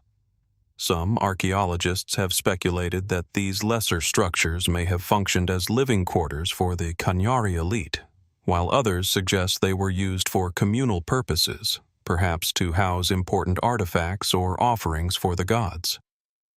The positioning of some of these structures, aligned in specific directions or grouped together in certain patterns, hints at a deliberate planning process, one that may have been influenced by astronomical or ceremonial considerations. Despite the intriguing nature of the lesser structures, much remains speculative. The site was largely abandoned by the Kanyari people before the Inca Empire's arrival, and by the time the Inca established their presence in the region, much of the original cultural context had been lost. Inca influence is evident in some of the later additions to the site, but the true function and significance of the smaller structures are still unclear. What we do know is that the Kanyari people were highly sophisticated, with a deep connection to the land, the heavens, and their ancestors. Was this connection reflected in the lesser structures that remain today? Did these smaller buildings serve a practical purpose, or were they part of a more profound spiritual landscape, serving as conduits between the earthly realm and the divine? One particularly fascinating aspect of the Ingapirca lesser structures is their possible connection to the broader cultural and religious practices of the Andean region. The Andean civilizations, both before and during the Inca Empire, were known for their intricate knowledge of the stars and celestial movements. Many of their ceremonial structures were aligned with key astronomical events, such as solstices and equinoxes, suggesting that the placement of these buildings may have been designed with similar cosmological precision. Could it be that the lesser structures of Ingapirca were also part of an intricate system of alignment, designed to mark important times of the year or significant celestial occurrences? The possibility of astronomical alignment raises intriguing questions about the cultural role of these structures. Were they merely functional, serving as homes or storage spaces? Or were they built as part of a larger, more complex ritualistic or astronomical framework? Some theorists have suggested that these lesser structures could have been linked to the concept of sacred geography, a belief held by many Andean cultures that certain places on Earth were imbued with divine energy. Could the smaller buildings of Ingapirca have marked sacred points within this landscape, serving as part of a network of sites that guided the people on their spiritual journeys? There is also the question of their relationship with the Inca Empire itself. The Inca arrived at Ingapirca after the fall of the Kanyari civilization, and they repurposed many of the site's structures, incorporating them into their own system of worship and governance. The greater temple at Ingapirca, with its precise circular form and sunken structure, is a testament to the Incas' architectural ingenuity. But the lesser structures are a reminder of the people who came before them. The Kanyari may not have left behind detailed records, but their legacy endures in the form of these smaller buildings, standing as quiet witnesses to a culture that existed long before the rise of the mighty Inca Empire. The role of the lesser structures in this narrative remains shrouded in mystery. Were they integral to the Kanyari's social and spiritual practices, or were they simply remnants of a forgotten age, gradually absorbed into the larger Inca system? Some archaeologists have suggested that these structures may have held a more esoteric purpose, perhaps linked to esoteric practices or a form of ritual that we can only begin to understand. The use of sacred geometry and precise alignment with the natural world suggests that these structures were part of a deeply spiritual framework. Yet we are still left with the lingering question of why such smaller, seemingly less significant buildings were constructed with such care and attention to detail. As we stand before the lesser structures of Ingapirca, it is impossible not to wonder what still remains hidden beneath the earth, waiting to be discovered. What was their true purpose, and how did they fit into the larger cultural and spiritual tapestry of the Kanyari people? Could there be more to this site than we have yet uncovered?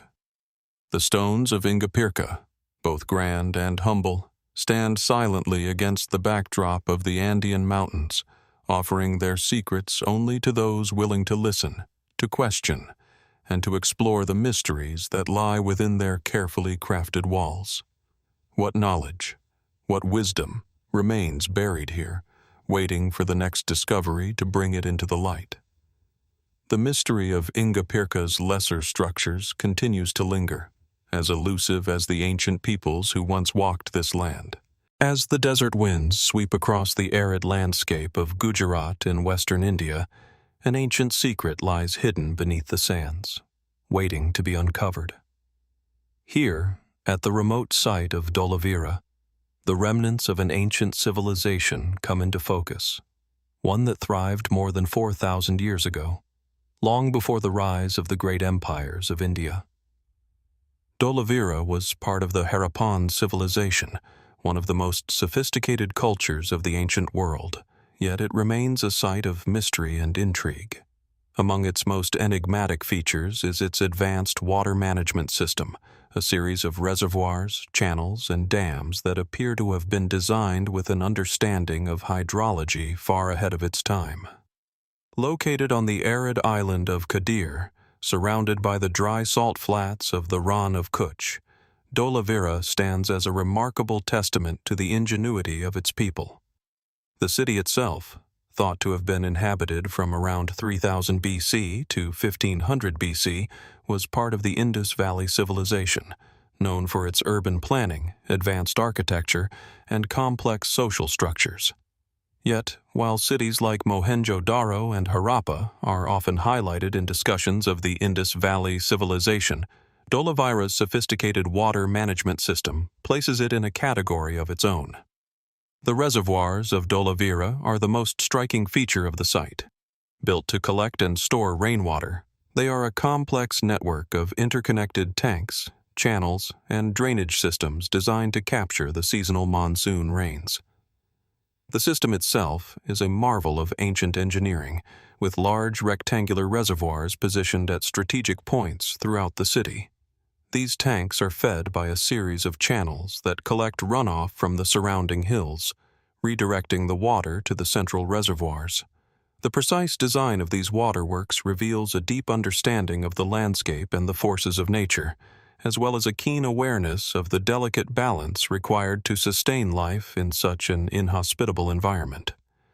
What is most striking about the Dholavira reservoir system is not just its scale, but its intricacy. The engineers of Dholavira appeared to have mastered the art of water conservation, creating a system that allowed them to store and distribute water efficiently throughout the year.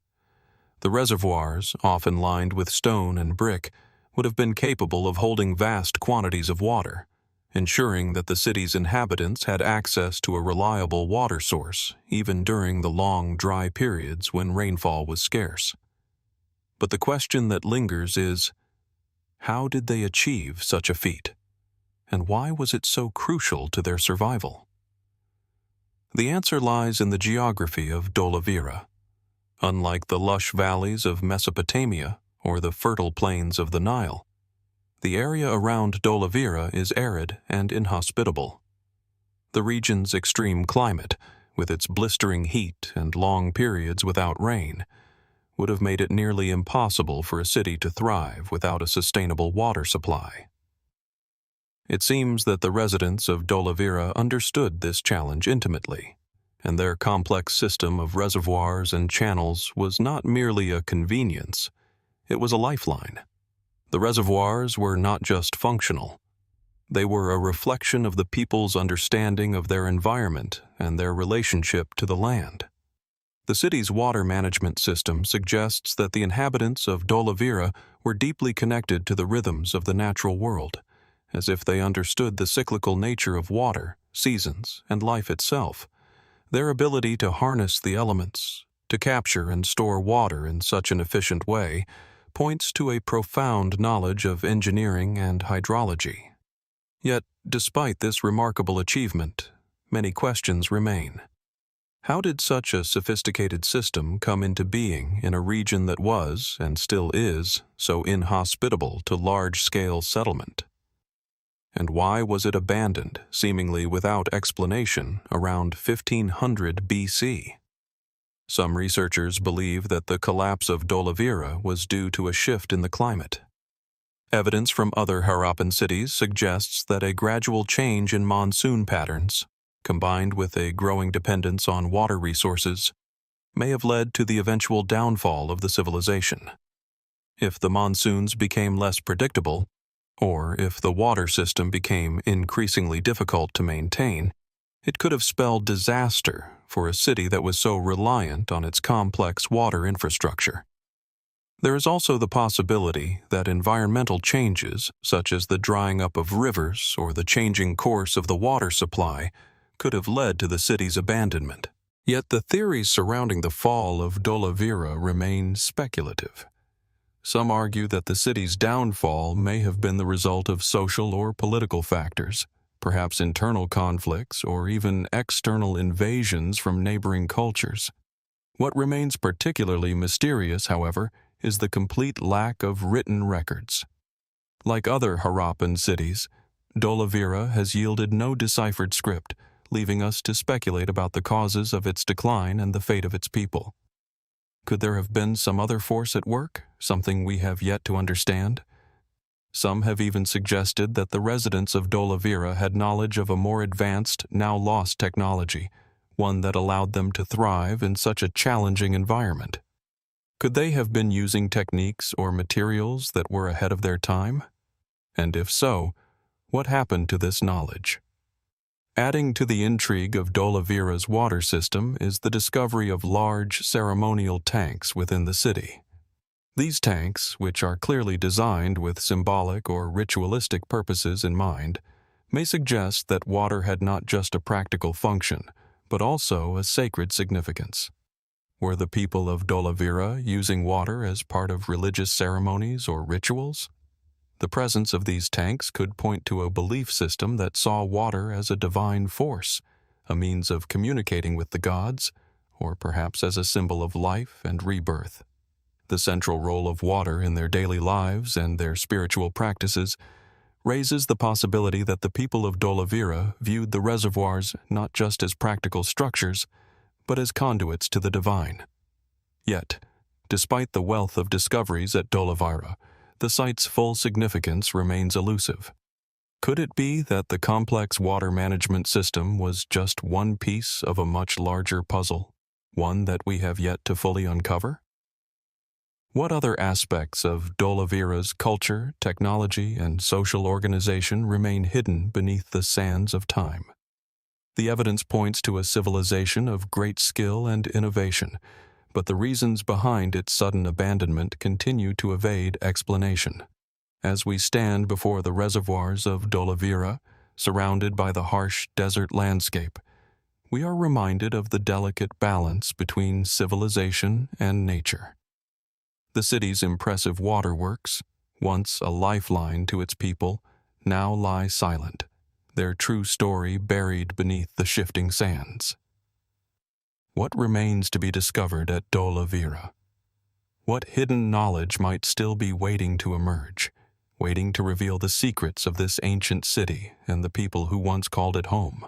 In the arid, windswept landscapes of Azerbaijan, a vast and ancient site quietly awaits exploration. Gobustan, also known as Gobustan Rock Art Cultural Landscape. Here, amid the rocky outcrops and barren plains, thousands of stone carvings, some of them over 5,000 years old, tell the story of a civilization that left behind only faint echoes of their existence. These enigmatic petroglyphs and stone structures stretch across the land, some easily visible, while others seem to blend seamlessly into the rugged terrain. Yet, despite their apparent simplicity, they evoke a sense of awe and curiosity, as if these markings hold secrets that have yet to be fully understood. The Gobustan site is perhaps most famous for its petroglyphs, which are scattered across a series of hills and cliffs. These carvings depict scenes of daily life, hunting, ritual, and, intriguingly, celestial alignments. The images are both vivid and mysterious, showing everything from animals and human figures to abstract symbols that seem to defy easy interpretation. Some of the petroglyphs show what appear to be ceremonial dances. Others depict animals such as aurochs and ibexes, while some suggest a more symbolic or even astronomical purpose, with carvings resembling constellations or celestial movements.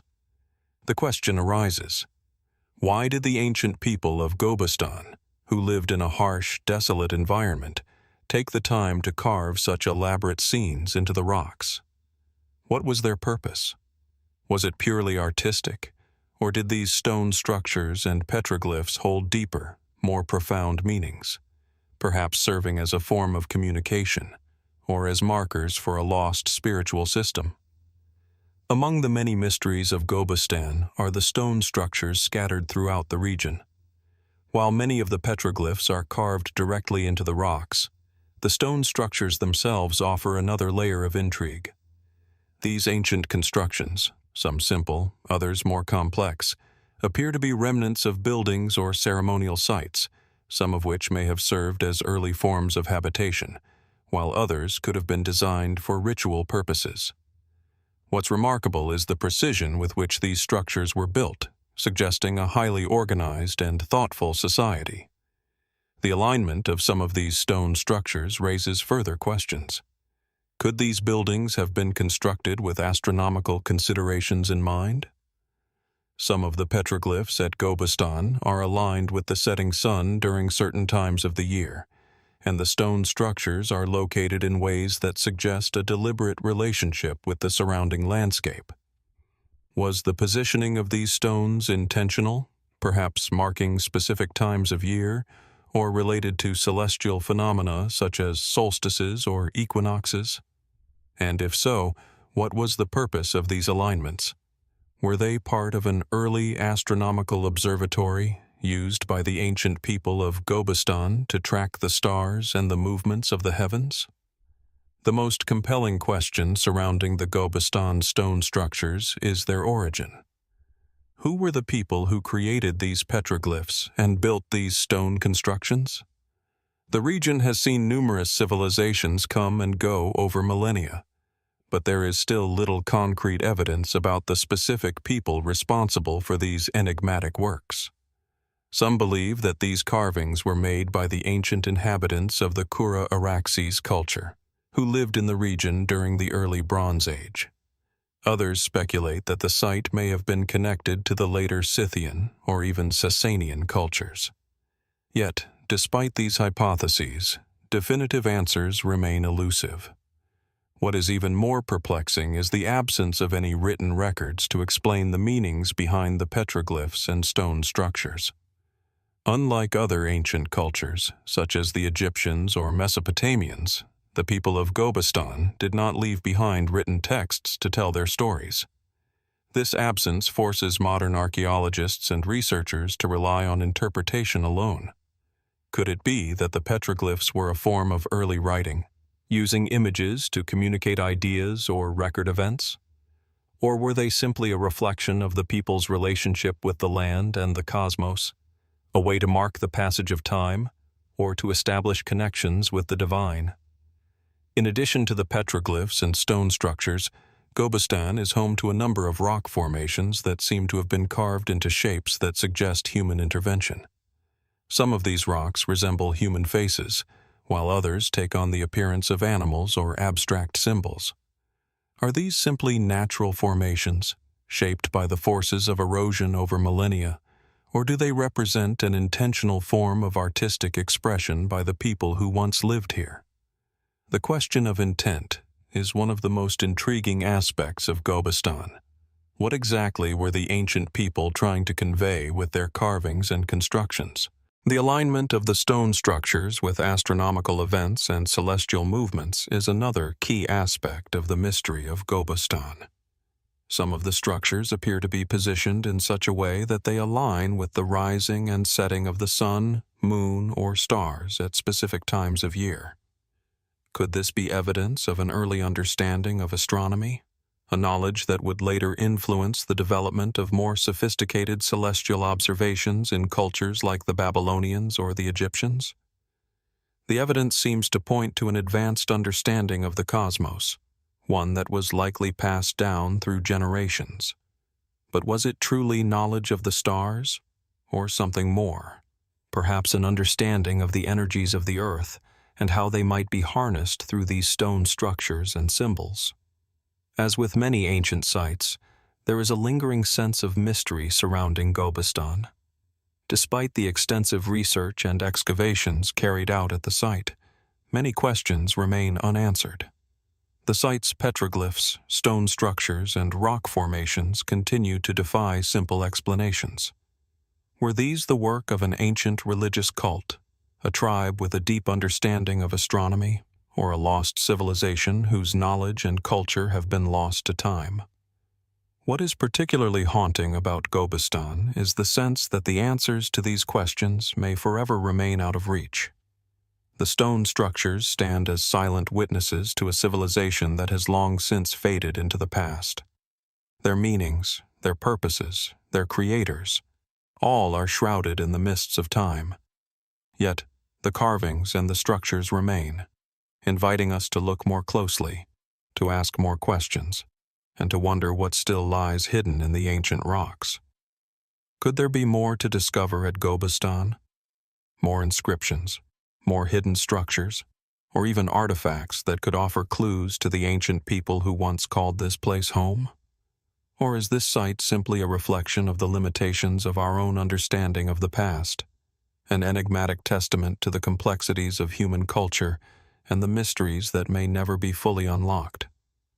As we continue to study Gobustan, we are left with one undeniable truth.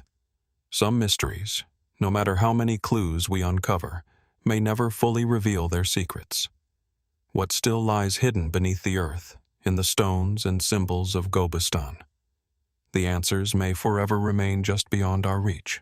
Nestled in the dense tropical forests of northern Malaysia, in the state of Kedah, lies a place that few outside the realm of archaeology have heard of: Sungai Batu, an ancient port that remains one of Southeast Asia's most enigmatic and least understood archaeological sites. The site, dating back to as early as the 2nd century BC, defies the conventional understanding of ancient trade networks and maritime history in the region. Hidden beneath the thick canopy of trees and tucked away from the modern world, Sungai Batu is a quiet testament to a civilization that was once a vibrant part of a global trade network, yet whose secrets remain tantalizingly out of reach. Sungai Batu is not a typical archaeological site of ancient ruins. Instead of towering temples or grand palaces, the landscape is dotted with stone foundations, ancient furnaces, and scattered remnants of what was once a bustling port city. But what makes Sungai Batu so intriguing is not just its age, but its remarkable complexity. The site is believed to have been a thriving center of trade, a maritime hub where goods from across Southeast Asia, South Asia, and even the distant Mediterranean may have converged. And yet, despite the wealth of artifacts uncovered here, very little is understood about its true purpose and the people who once inhabited it.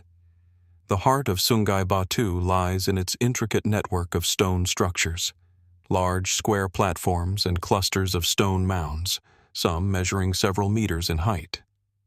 These formations, when studied closely, suggest a level of sophistication that could rival the ancient cities of Mesopotamia or the Indus Valley. However, their function remains elusive. Were these platforms used for ritual purposes, or were they part of an early industrial complex? The sheer size and arrangement of the stones imply that this was no ordinary settlement, but rather a place of significant importance, possibly serving as a center of commerce, production, and religious activity.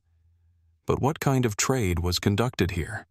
And what drove the people of Sungai Batu to build such monumental structures in this remote forested area?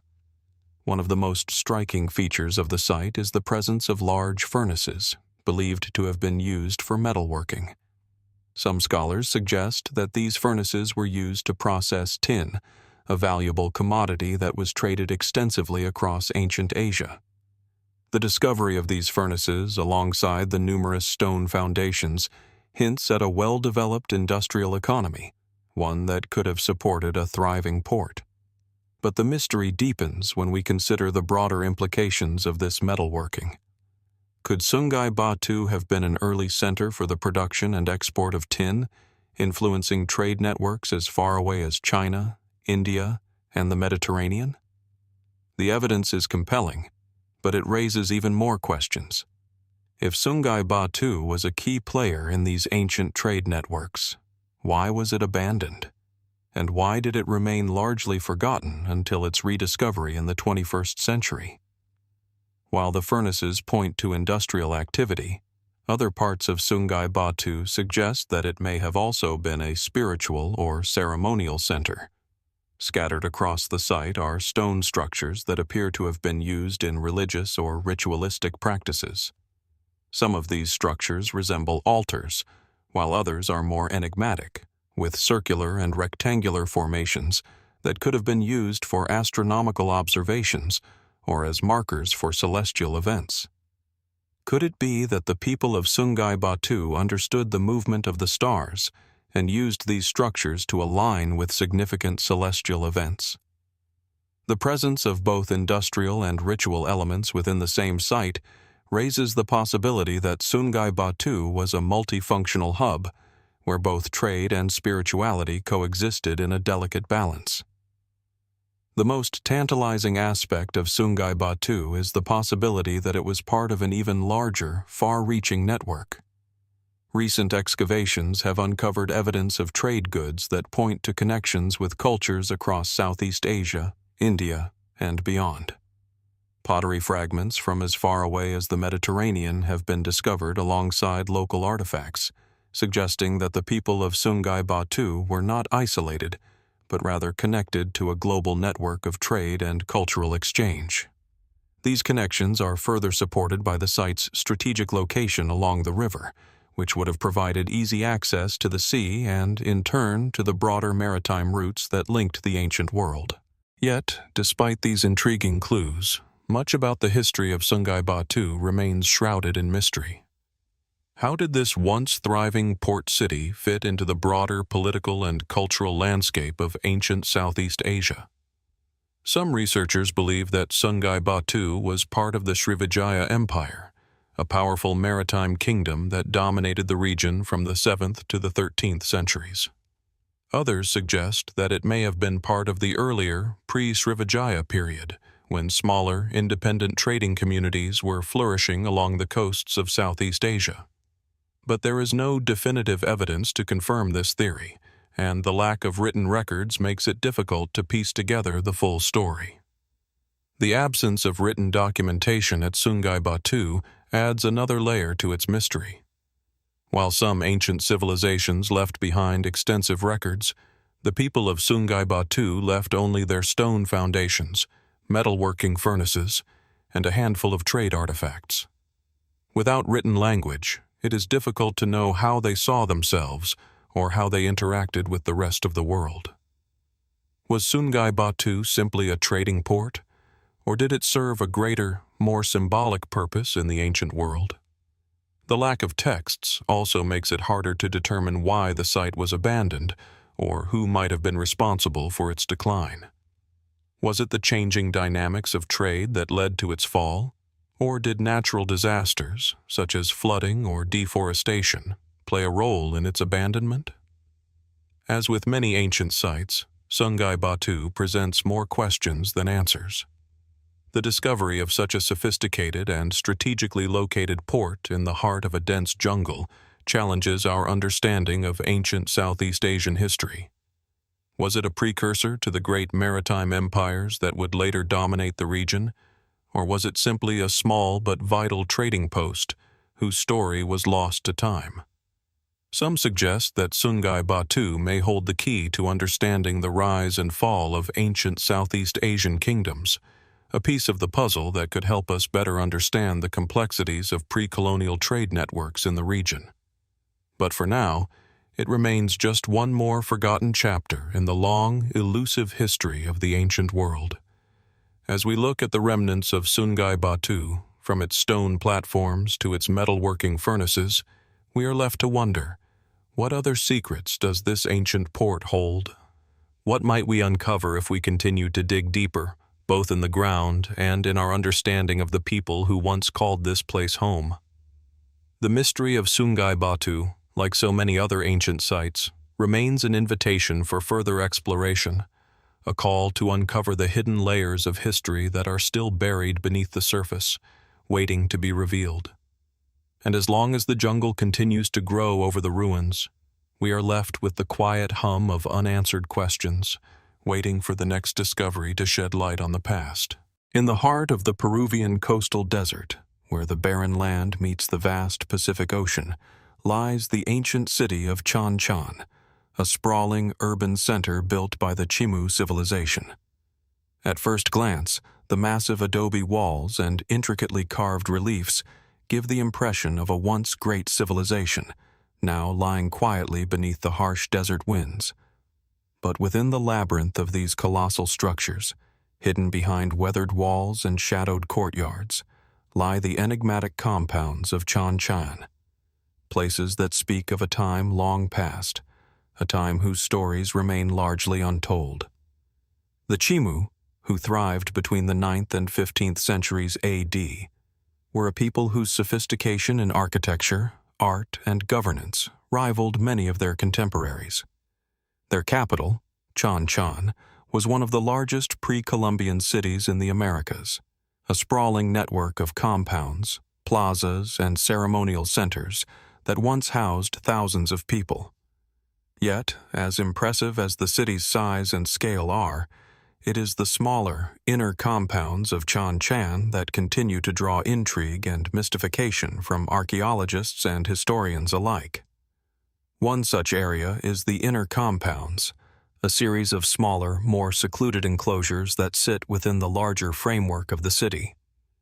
These compounds are thought to have housed the elite members of Chimu society, possibly nobility or important figures within the empire. Unlike the more open spaces of Chan Chan, these inner enclosures are built with a sense of deliberate enclosure and isolation, their walls rising up to shield the inhabitants from the outside world. What makes these structures so fascinating is the level of detail and complexity hidden within. The adobe walls of these compounds are adorned with intricate carvings and reliefs depicting scenes from Chimu life, animals, and mythological figures, symbols that may hold deeper meanings, yet remain largely mysterious. Within these inner enclosures, archaeologists have uncovered remains of ceremonial and domestic life that hint at a highly organized and deeply spiritual society. Unlike the more utilitarian spaces in the rest of the city, the inner compounds suggest a more intimate, focused purpose. There are altars, storage areas, and even niches carved into the walls, perhaps designed to hold sacred objects or offerings.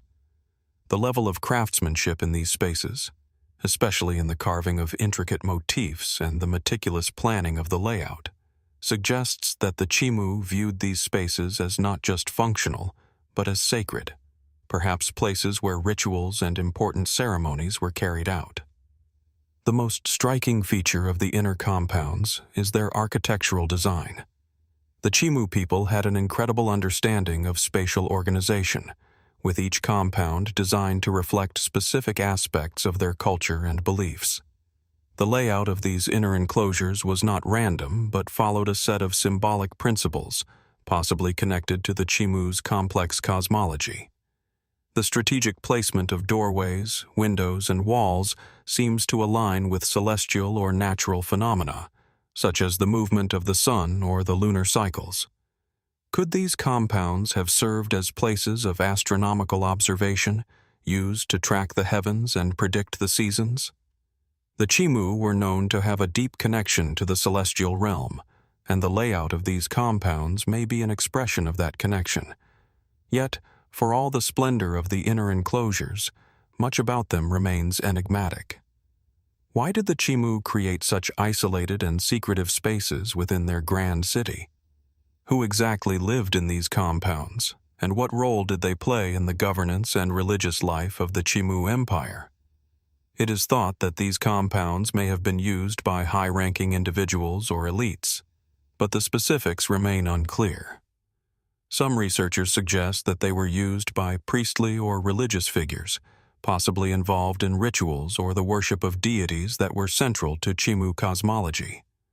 Others believe that the compounds served as royal residences or administrative centers, spaces where the rulers of Chan Chan could govern their empire and oversee its vast trade networks. While mainstream explanations point to these inner compounds as elite spaces for the upper echelons of Chimu society, more speculative theories abound. Could these enclosures have been used for more esoteric purposes, perhaps as places of mystery or spiritual initiation? Some researchers have suggested that these compounds may have been designed to symbolize a connection between the human world and the divine. The Chimu's complex pantheon of gods and spirits was intricately tied to the natural world. Animals, stars, and landscapes were all imbued with spiritual significance. Were these inner compounds a physical manifestation of that belief, designed to house the sacred and the divine within the very walls of the city? The lack of written records from the Chimu adds another layer of mystery to the story of the inner compounds. Like many ancient civilizations, the Chimu did not leave behind extensive texts or inscriptions that would provide direct insight into their thoughts or practices. Instead, what remains are the structures themselves, silent witnesses to a civilization that once flourished but has since faded into the desert sands. Without written accounts, archaeologists are forced to piece together clues from the layout of the city, the artifacts discovered within the compounds, and the reliefs carved into the walls. Yet, as detailed as these findings are, they raise more questions than they answer. What was the role of the Chimu rulers who lived in these inner enclosures? Were they simply administrative leaders, or did they serve as intermediaries between the gods and the people? Could the compounds have served a dual purpose, both as royal residences and as spiritual sanctuaries? The absence of a clear narrative, coupled with the isolation of these inner compounds, suggests that the answers may lie buried in the space between the structures and the symbols, where the mysteries of the Chimu's worldview remain veiled. Perhaps the most intriguing aspect of the inner compounds is their connection to the eventual fall of the Chimu Empire. By the time the Inca Empire expanded into the region in the 15th century, Chan Chan was already in decline. The reasons for the Chimu's downfall remain the subject of much debate. Some scholars point to internal strife, while others argue that environmental factors, such as drought or overuse of resources, played a role. Could the inner compounds hold the key to understanding the collapse of the Chimu civilization? Were these spaces connected to the loss of power and influence, or were they untouched by the turmoil that led to the empire's downfall? As we stand before the weathered adobe walls of Chan Chan's inner compounds, we are reminded of the immense complexity of ancient societies. The Chimu left behind a rich legacy of art, architecture, and ritual, yet much of their world remains hidden beneath the surface. What drove the Chimu to create such intricate and isolated spaces within their grand city?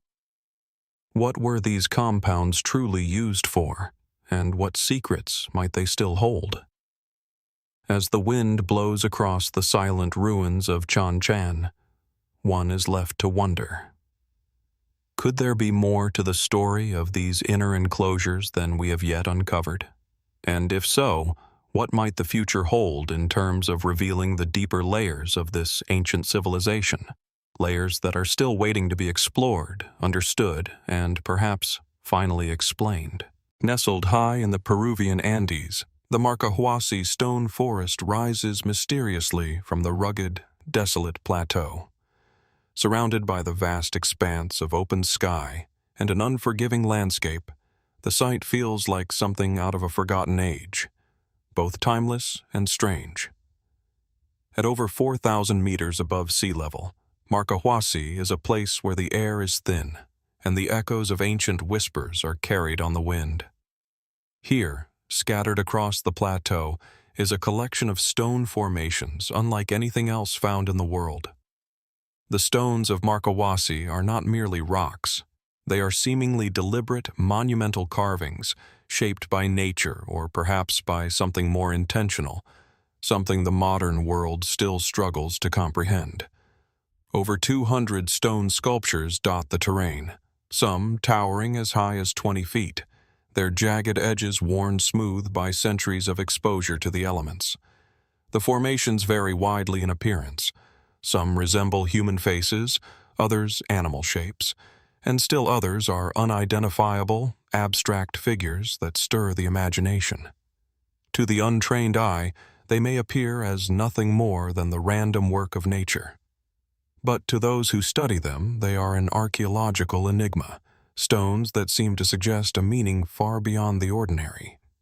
Among these formations, one of the most intriguing is the so-called face of the Inca, a large, naturally carved stone that bears a striking resemblance to a human face. With sharp, defined features, the face appears almost sculpted, its eyes deeply sunken and its mouth drawn into a solemn expression. The stone stands tall against the backdrop of the Andes, commanding attention, as though it is watching over the landscape. The fact that this face appears so strikingly realistic has led some to question, could these formations be the work of ancient people, long before the Inca Empire rose to prominence? Or were they crafted by a civilization whose existence has been lost to history? This question remains at the heart of the mystery surrounding Marcahuasi. Scholars have long debated the origins of the stone formations. Some argue that they are purely natural, shaped by millions of years of erosion, wind, and water. This interpretation suggests that the peculiar shapes are simply an example of nature's art, created by the random forces of geology. Yet, this theory fails to explain the undeniable human-like features of many of the stones, faces that seem too detailed, too deliberate, to be the result of natural weathering alone. Some researchers propose that the stones may be the remnants of an ancient, pre-Inca civilization, one that was highly advanced and left behind these strange sculptures as symbols of their culture. But there is little concrete evidence to support this idea.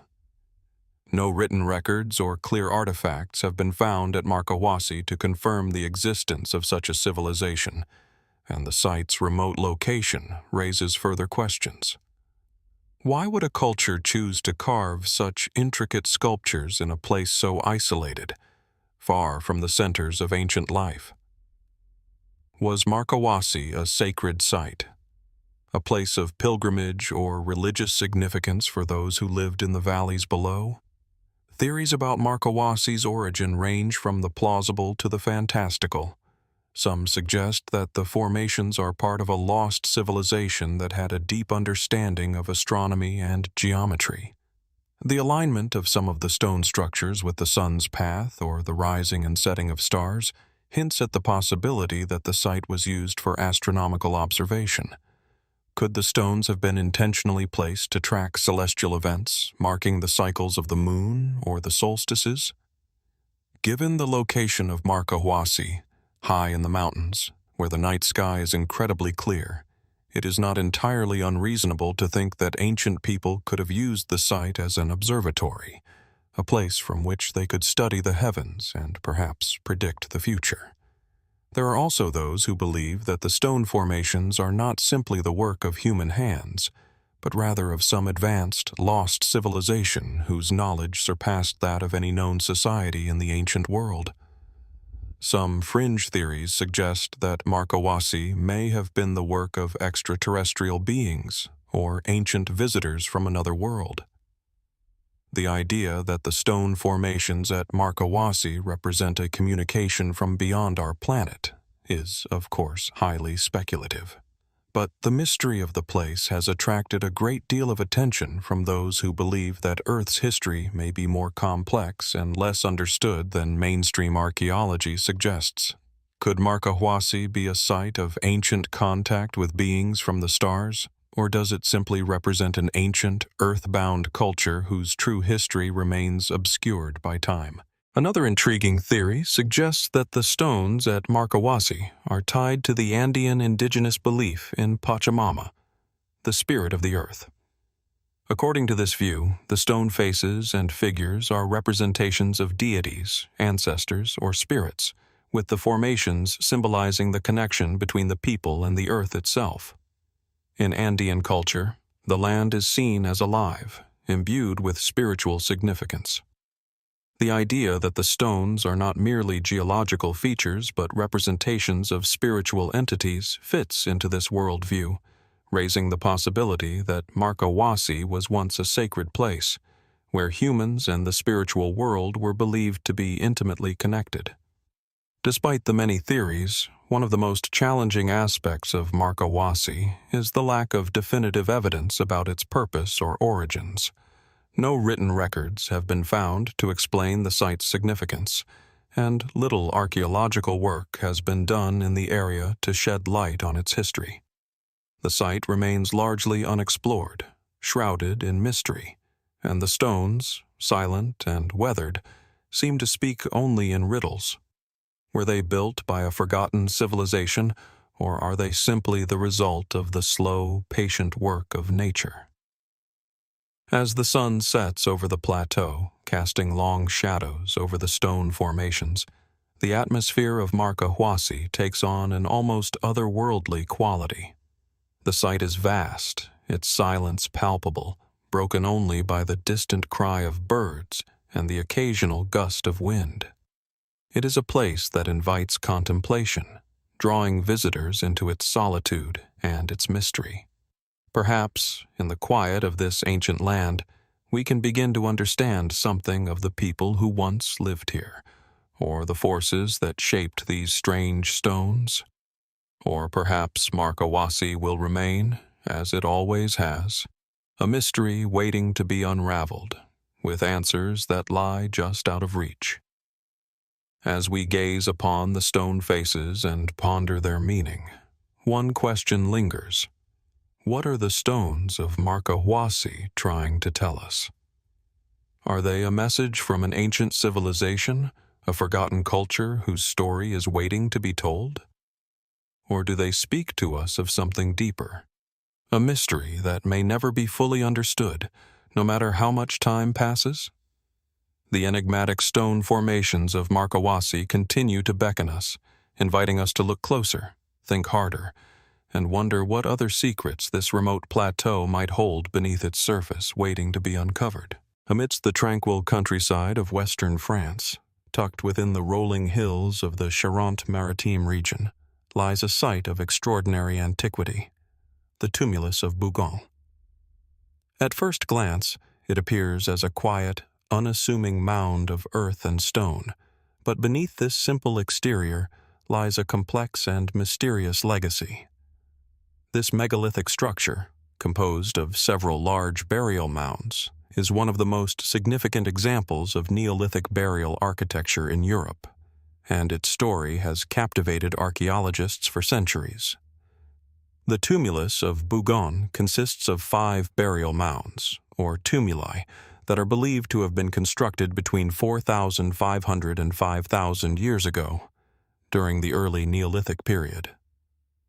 These mounds, which were once towering and majestic, have since been worn down by the relentless passage of time.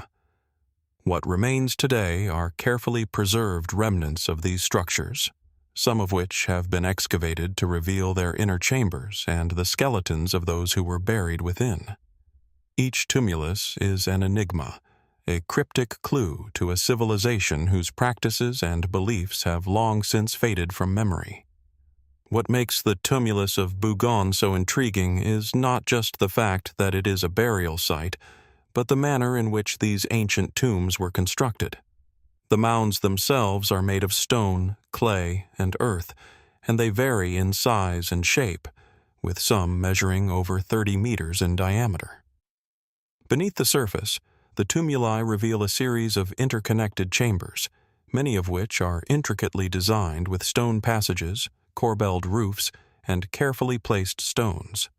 These chambers were likely intended to hold the remains of high-ranking individuals or entire family groups, suggesting that the people who built the tumuli were deeply concerned with the preservation of the dead, as well as the rituals associated with burial. Inside the burial chambers, archaeologists have uncovered an array of artifacts, including pottery, flint tools, and decorative items, which offer a glimpse into the lives of those who lived long before written history. The presence of such items raises questions about the rituals that surrounded these burials. Were these tombs part of a complex funerary tradition, where specific objects were placed alongside the dead for use in the afterlife? Or were they simply markers of status and power, signaling the importance of those buried within? The Tumulus of Bougon is not only significant for its age and the wealth of artifacts it has yielded, but also for its architectural complexity. The burial chambers within the mounds are constructed with remarkable precision, particularly considering the technological limitations of the time. The stones that form the walls of these chambers are carefully shaped and fitted together, and the passageways leading into the tombs suggest an understanding of engineering that was ahead of its time. Could it be that the builders of Bougon had access to knowledge that has since been lost? Knowledge that allowed them to create such enduring and sophisticated structures? The layout of the tumuli is also noteworthy. While the mounds are spread out across the landscape, their alignment is not entirely random. Some researchers have speculated that the tumuli may have been placed according to specific astronomical or ritualistic principles, perhaps aligned with the solstices or certain constellations. Could these ancient burial mounds have had a deeper, more symbolic significance, one that connected the people of Bougon with the heavens? Was this site, in some way, a place of cosmic importance, where the living paid homage to the dead, while also acknowledging their connection to the stars above? Despite the wealth of discoveries at Bougon, many questions remain unanswered. Who were the people who constructed the Tumulus of Bougon, and why did they go to such extraordinary lengths to create these burial mounds? Were they part of a larger organized society, or were they isolated groups with their own distinct beliefs and practices? Some scholars suggest that the people of Bougon were part of the larger European Neolithic culture, which was engaged in the construction of monumental burial sites across the continent. But while the tumuli of Bougon are certainly impressive, they are not isolated. Similar mounds have been found in other parts of France and Europe, suggesting that the practice of creating large-scale burial sites was widespread.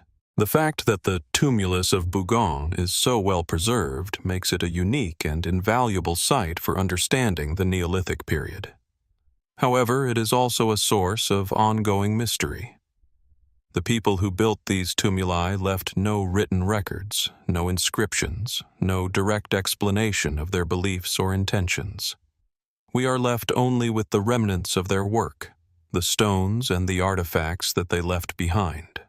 The absence of written language forces us to rely on interpretation, and while archaeologists have made remarkable strides in understanding the site, much about the Tumulus of Bougon remains speculative. One of the most enduring questions surrounding the site is its purpose. What drove the people of Bougon to construct such elaborate burial mounds, and why did they take such care in designing their tombs? Was this site merely a functional space for burying the dead, or did it have a deeper, more spiritual significance? Could it have been a ceremonial center where the living gathered to honor their ancestors and maintain a connection with the divine? Some theorists have even suggested that the Tumulus of Bougon was a site of power and influence, a place where leaders or chieftains were buried with great honor. The artifacts found within the tombs, including finely crafted pottery, tools, and symbolic items, might indicate that those buried here were important figures, perhaps leaders of a tribal confederation or individuals of high status. But the lack of written records means that we can only speculate about their roles within the broader social and political landscape of the time. The possibility that the tumuli were linked to astronomical or cosmic events raises another compelling question. Were the builders of Bougon deeply concerned with the alignment of the mounds with the movements of the stars or the sun? The presence of certain architectural features, such as passageways that seem to align with certain celestial bodies, suggests that the tumuli may have served as more than just burial sites. They may have been places where the natural world and the spiritual realm were believed to intersect. Were the mounds designed to facilitate a connection between the living and the dead, or to mark the changing seasons and the cyclical nature of life and death? As we look at the Tumulus of Bougon today, we are left with more questions than answers. The stones, the chambers, the carefully crafted artifacts, all of these things point to a society that was sophisticated and deeply connected to its environment. But the motivations behind the construction of these burial mounds remain a mystery. What were the spiritual beliefs of the people who created them? And what role did these structures play in the social and political life of their creators? Were they simply an expression of the human desire to honor the dead, or was there something more, something hidden, perhaps, in the alignment of the stones, the design of the tombs, or the objects buried with the deceased? The Tumulus of Bougon stands as a testament to the complexity of early human societies, and yet it also represents the mysteries that continue to elude us. As the years go by, the winds of the Charente-Maritime continue to blow across the mounds, carrying with them the faint echoes of an ancient civilization. The answers we seek may lie just beneath the surface, hidden in the stones and the soil, waiting to be uncovered. Until then, the Tumulus of Bougon remains a silent enigma, an ancient site that calls out for understanding, yet guards its secrets closely, offering only whispers of the past. What was its true purpose, and what other mysteries might still lie buried in the earth? The journey to uncover the answers continues, and the stones of Bougon remain, as always, patient and watchful. On the island of Raiatea in French Polynesia, a mysterious site lies in quiet repose, its stones weathered by time yet still echoing the whispers of an ancient civilization. The Marae Taputapuatea, one of the most significant and revered religious sites in Polynesia, stands as a testament to the profound connection between the people of the Pacific and their environment, their ancestors, and the cosmos. Even today, despite centuries of colonization and natural wear, this sacred ground retains an aura of mystery and power. What was once a bustling ceremonial center now sits in relative solitude, surrounded by the dense tropical foliage of Raiatea, the heart of the Society Islands. The Marae, which dates back to at least 1000 BC, was once the focal point of the religious and political life of the Polynesian people. At its core, the Marae Taputapuatea was a temple complex designed for worship, sacrifice, and the connection between humans and the gods. The expansive site includes a series of rectangular stone platforms, some of which are aligned with remarkable precision to the movements of the sun and stars. At the center of these platforms, large stones, called Ahu, are carefully arranged to form a focal point of worship. These sacred stones, some weighing several tons, were believed to house the spirits of ancestors or gods, making them the physical manifestations of spiritual forces. The entire layout of the site, with its well-organized arrangement of ceremonial platforms, altars, and sacred pathways, seems deliberately designed, suggesting a deep understanding of both engineering and cosmology. The Polynesians, whose civilization flourished across vast stretches of the Pacific Ocean, are known for their advanced knowledge of navigation and the stars. Could this site, with its precise alignments, have served as a place not only for spiritual connection, but for astronomical observation as well? Was the Marae Taputapuatea a place where the cycles of the sun, the moon, and the stars were monitored in reverence of the gods? The careful positioning of the Ahu stones may suggest as much, with some of them appearing to align with celestial events like the solstices, marking the passage of time for ritual purposes. The significance of Marae Taputapuatea extends beyond its immediate location on Raiatea. This site is not just an isolated religious sanctuary. It is part of a larger network of sacred sites that spanned across the islands of French Polynesia. It is believed that the Marae was not only a place of worship for the people of Raiatea, but also a central hub for the entire region, influencing the religious practices of nearby islands such as Tahiti and Huahine. Archaeologists and historians have long debated whether Marae Taputapuatea was a site of political power as well as spiritual importance. Some suggest that it may have been the seat of a chiefdom or ruling authority, with the site serving as both the center of governance and the focal point of religious life. This theory is bolstered by the intricate carvings and the large, impressive scale of the site, which suggest that it was built not just for the common people, but for the elite of Polynesian society. But as with many ancient sites, the mystery of Marae Taputapuatea deepens when we begin to consider the more speculative aspects of its history. While it is clear that this was a place of great spiritual importance, some theories suggest that the site's original function may have been linked to more esoteric or cosmic practices. Was the Marae a place where rituals and ceremonies were performed in direct communication with the stars? Did the Polynesians, with their unparalleled navigation skills, have a deeper, perhaps mystical understanding of the universe that has been lost to time? And if so, what was their connection to the cosmos, and how might this have shaped the rituals that took place here? One of the more intriguing elements of Marae Taputapuatea is its connection to the legendary Polynesian migration. According to oral traditions, the islanders of the Society Islands, including Raiatea, were part of a vast oceanic expansion that spanned thousands of miles. These seafaring people navigated by the stars, their canoes guided by constellations, the movement of the moon, and the winds. Could Marae Taputapuatea have been built as part of a broader understanding of the cosmos, reflecting the Polynesian belief that their connection to the stars was not just a practical necessity, but a spiritual one as well? Could the stones that adorn this site represent more than just ceremonial markers? They might embody the Polynesians' conception of their place within a vast and interconnected universe. Another fascinating aspect of the Marae Taputapuatea site is the legend of the gods it was dedicated to. Among the deities worshipped here were Oro, the god of war and fertility, and Ta'aroa, the creator god of the Polynesian pantheon. These gods were believed to inhabit the stones and the structures of the marae, their spirits embedded within the sacred space. The idea that the site was a nexus between the human world and the divine is deeply ingrained in Polynesian culture. The use of the Ahu stones, for example, may not have been just for ritual offerings.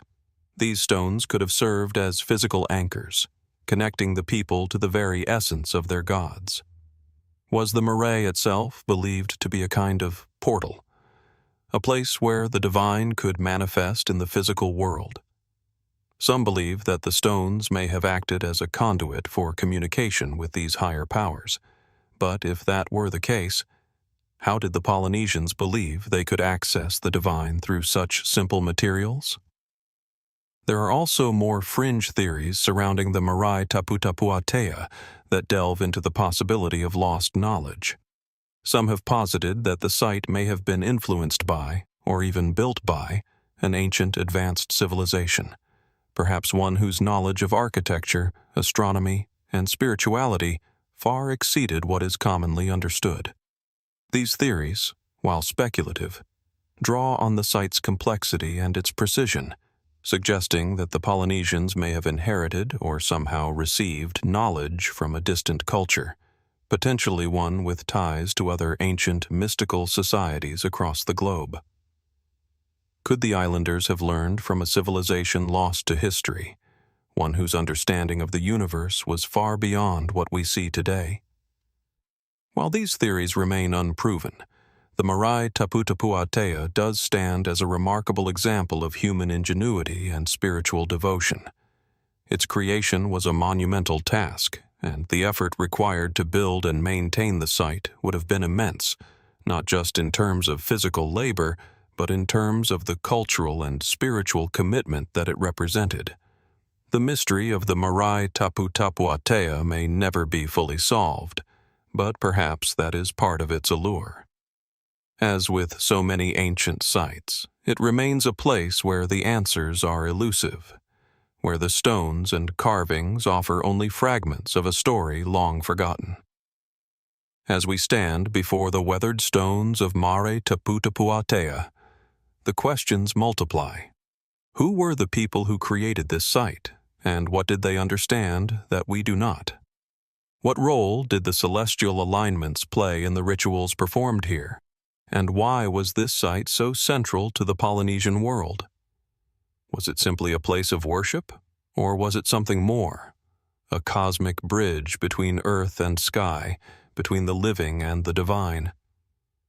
The Marae Taputapuatea speaks to us from the past, its silence filled with echoes of ancient rites, celestial mysteries, and human aspirations.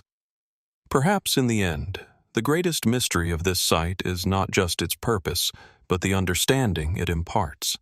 That the search for meaning, for connection with the universe, and for knowledge beyond the visible world is a timeless endeavor, one that has guided humanity for millennia, and will continue to do so as long as we seek to understand our place in the cosmos. On the distant island of Easter Island, or Rapa Nui as it is known to its indigenous people, lies a site that has long captured the fascination of archaeologists, historians, and explorers alike. The Ahu Vinapu Platform. Situated on the island's rugged western coast, Ahu Vinapu is home to an enigmatic series of stone structures that seem, at first glance, to tell a story of an ancient culture whose knowledge and skills remain, in many ways, mysterious to this day. The Ahu Vinapu Platform consists of a large, rectangular stone platform, once part of a grand ceremonial site that is believed to have been used for ritualistic purposes.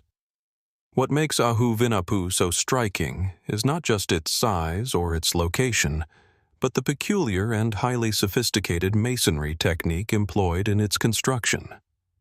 The platform itself is built from massive, finely cut stones that fit together so precisely that even modern archaeologists and engineers marvel at the level of craftsmanship involved. Unlike many other structures on the island, where the stones are roughly shaped and stacked, the stones at Ahu Vinapu are meticulously shaped to fit together seamlessly, without the use of mortar. The joints between the stones are so tight that it's nearly impossible to insert even a thin blade between them. This level of precision is startling, especially considering that the Rapa Nui people did not have advanced metal tools at their disposal.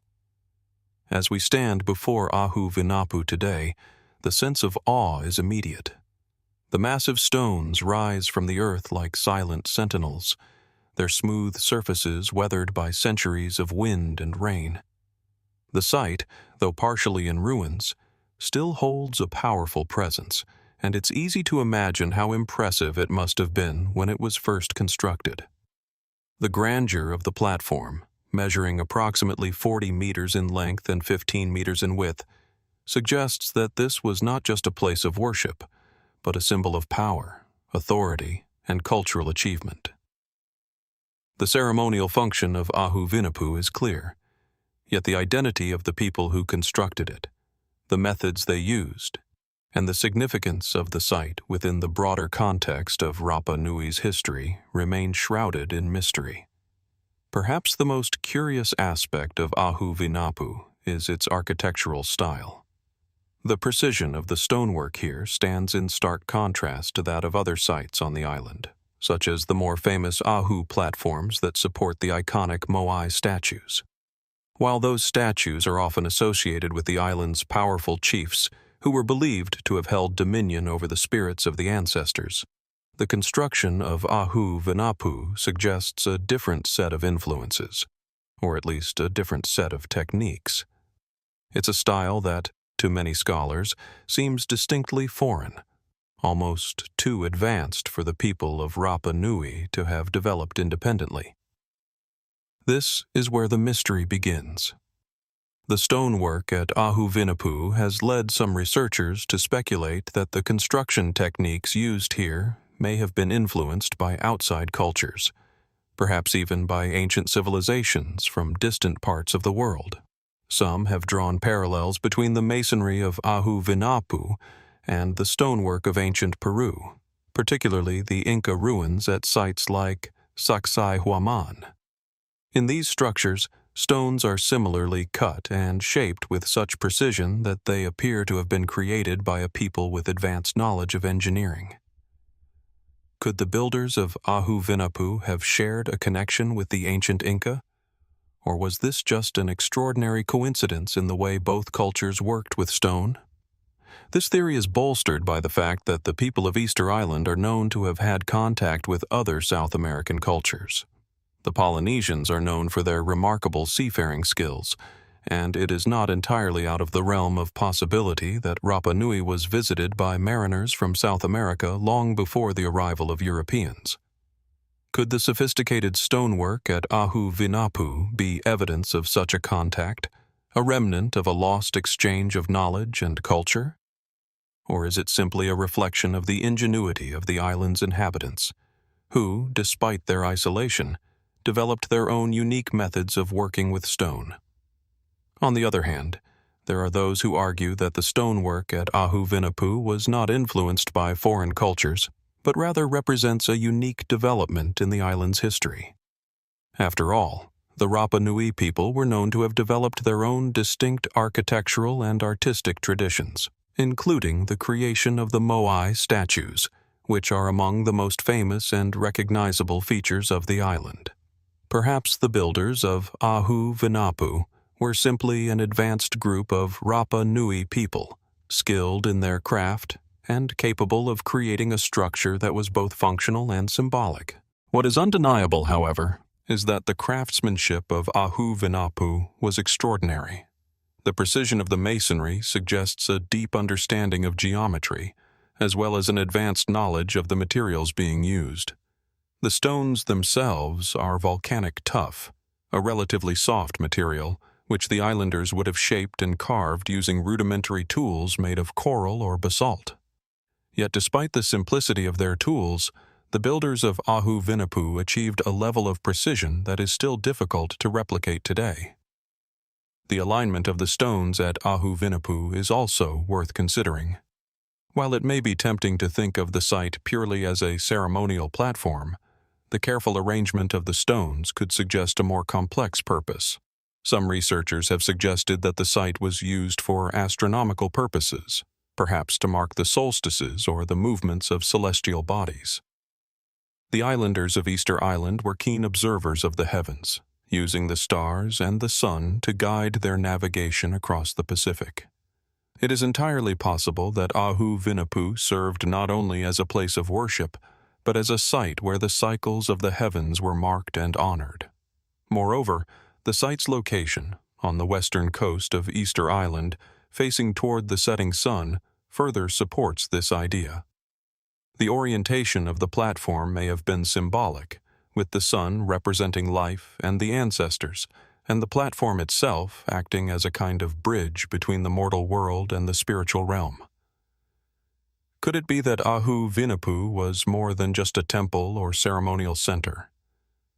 Was it a place of cosmic significance, where the movements of the sun and stars were seen as a reflection of the divine order? Despite these various theories, the true purpose of Ahu Vinapu remains unclear.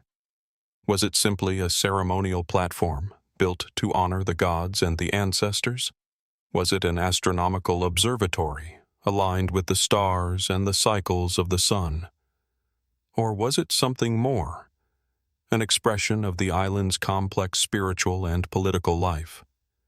A place where the chiefs and priests gathered to reaffirm their authority over the people and the natural world. The mystery surrounding Ahu Vinapu is further compounded by the fact that much of the site has been destroyed over the centuries. Earthquakes, erosion, and the passage of time have taken their toll, and much of the original structure is now in ruins. Yet even in its current state, Ahu Vinapu remains an imposing and enigmatic presence, inviting questions about the ingenuity and vision of the people who built it. As we stand before the remains of the Ahu Vinapu Platform, the questions linger. What was the true purpose of this site? Was it the product of an advanced, isolated culture, or was it influenced by distant civilizations with their own understanding of stonework and astronomy? And what knowledge was lost when this sacred platform fell into ruin? Knowledge that may have connected the Rapa Nui people not only to each other, but to the stars themselves. The mystery of Ahu Vinapu remains an open chapter in the history of Easter Island, waiting to be unraveled by those who dare to ask the hard questions. What remains hidden within the precision of these stones, and what other secrets might this site still hold beneath its weathered surface? As the sun sets over the western horizon, casting a golden light on the ancient stones, one can only wonder what truths lie just beyond our grasp, waiting, like the island itself, to be discovered.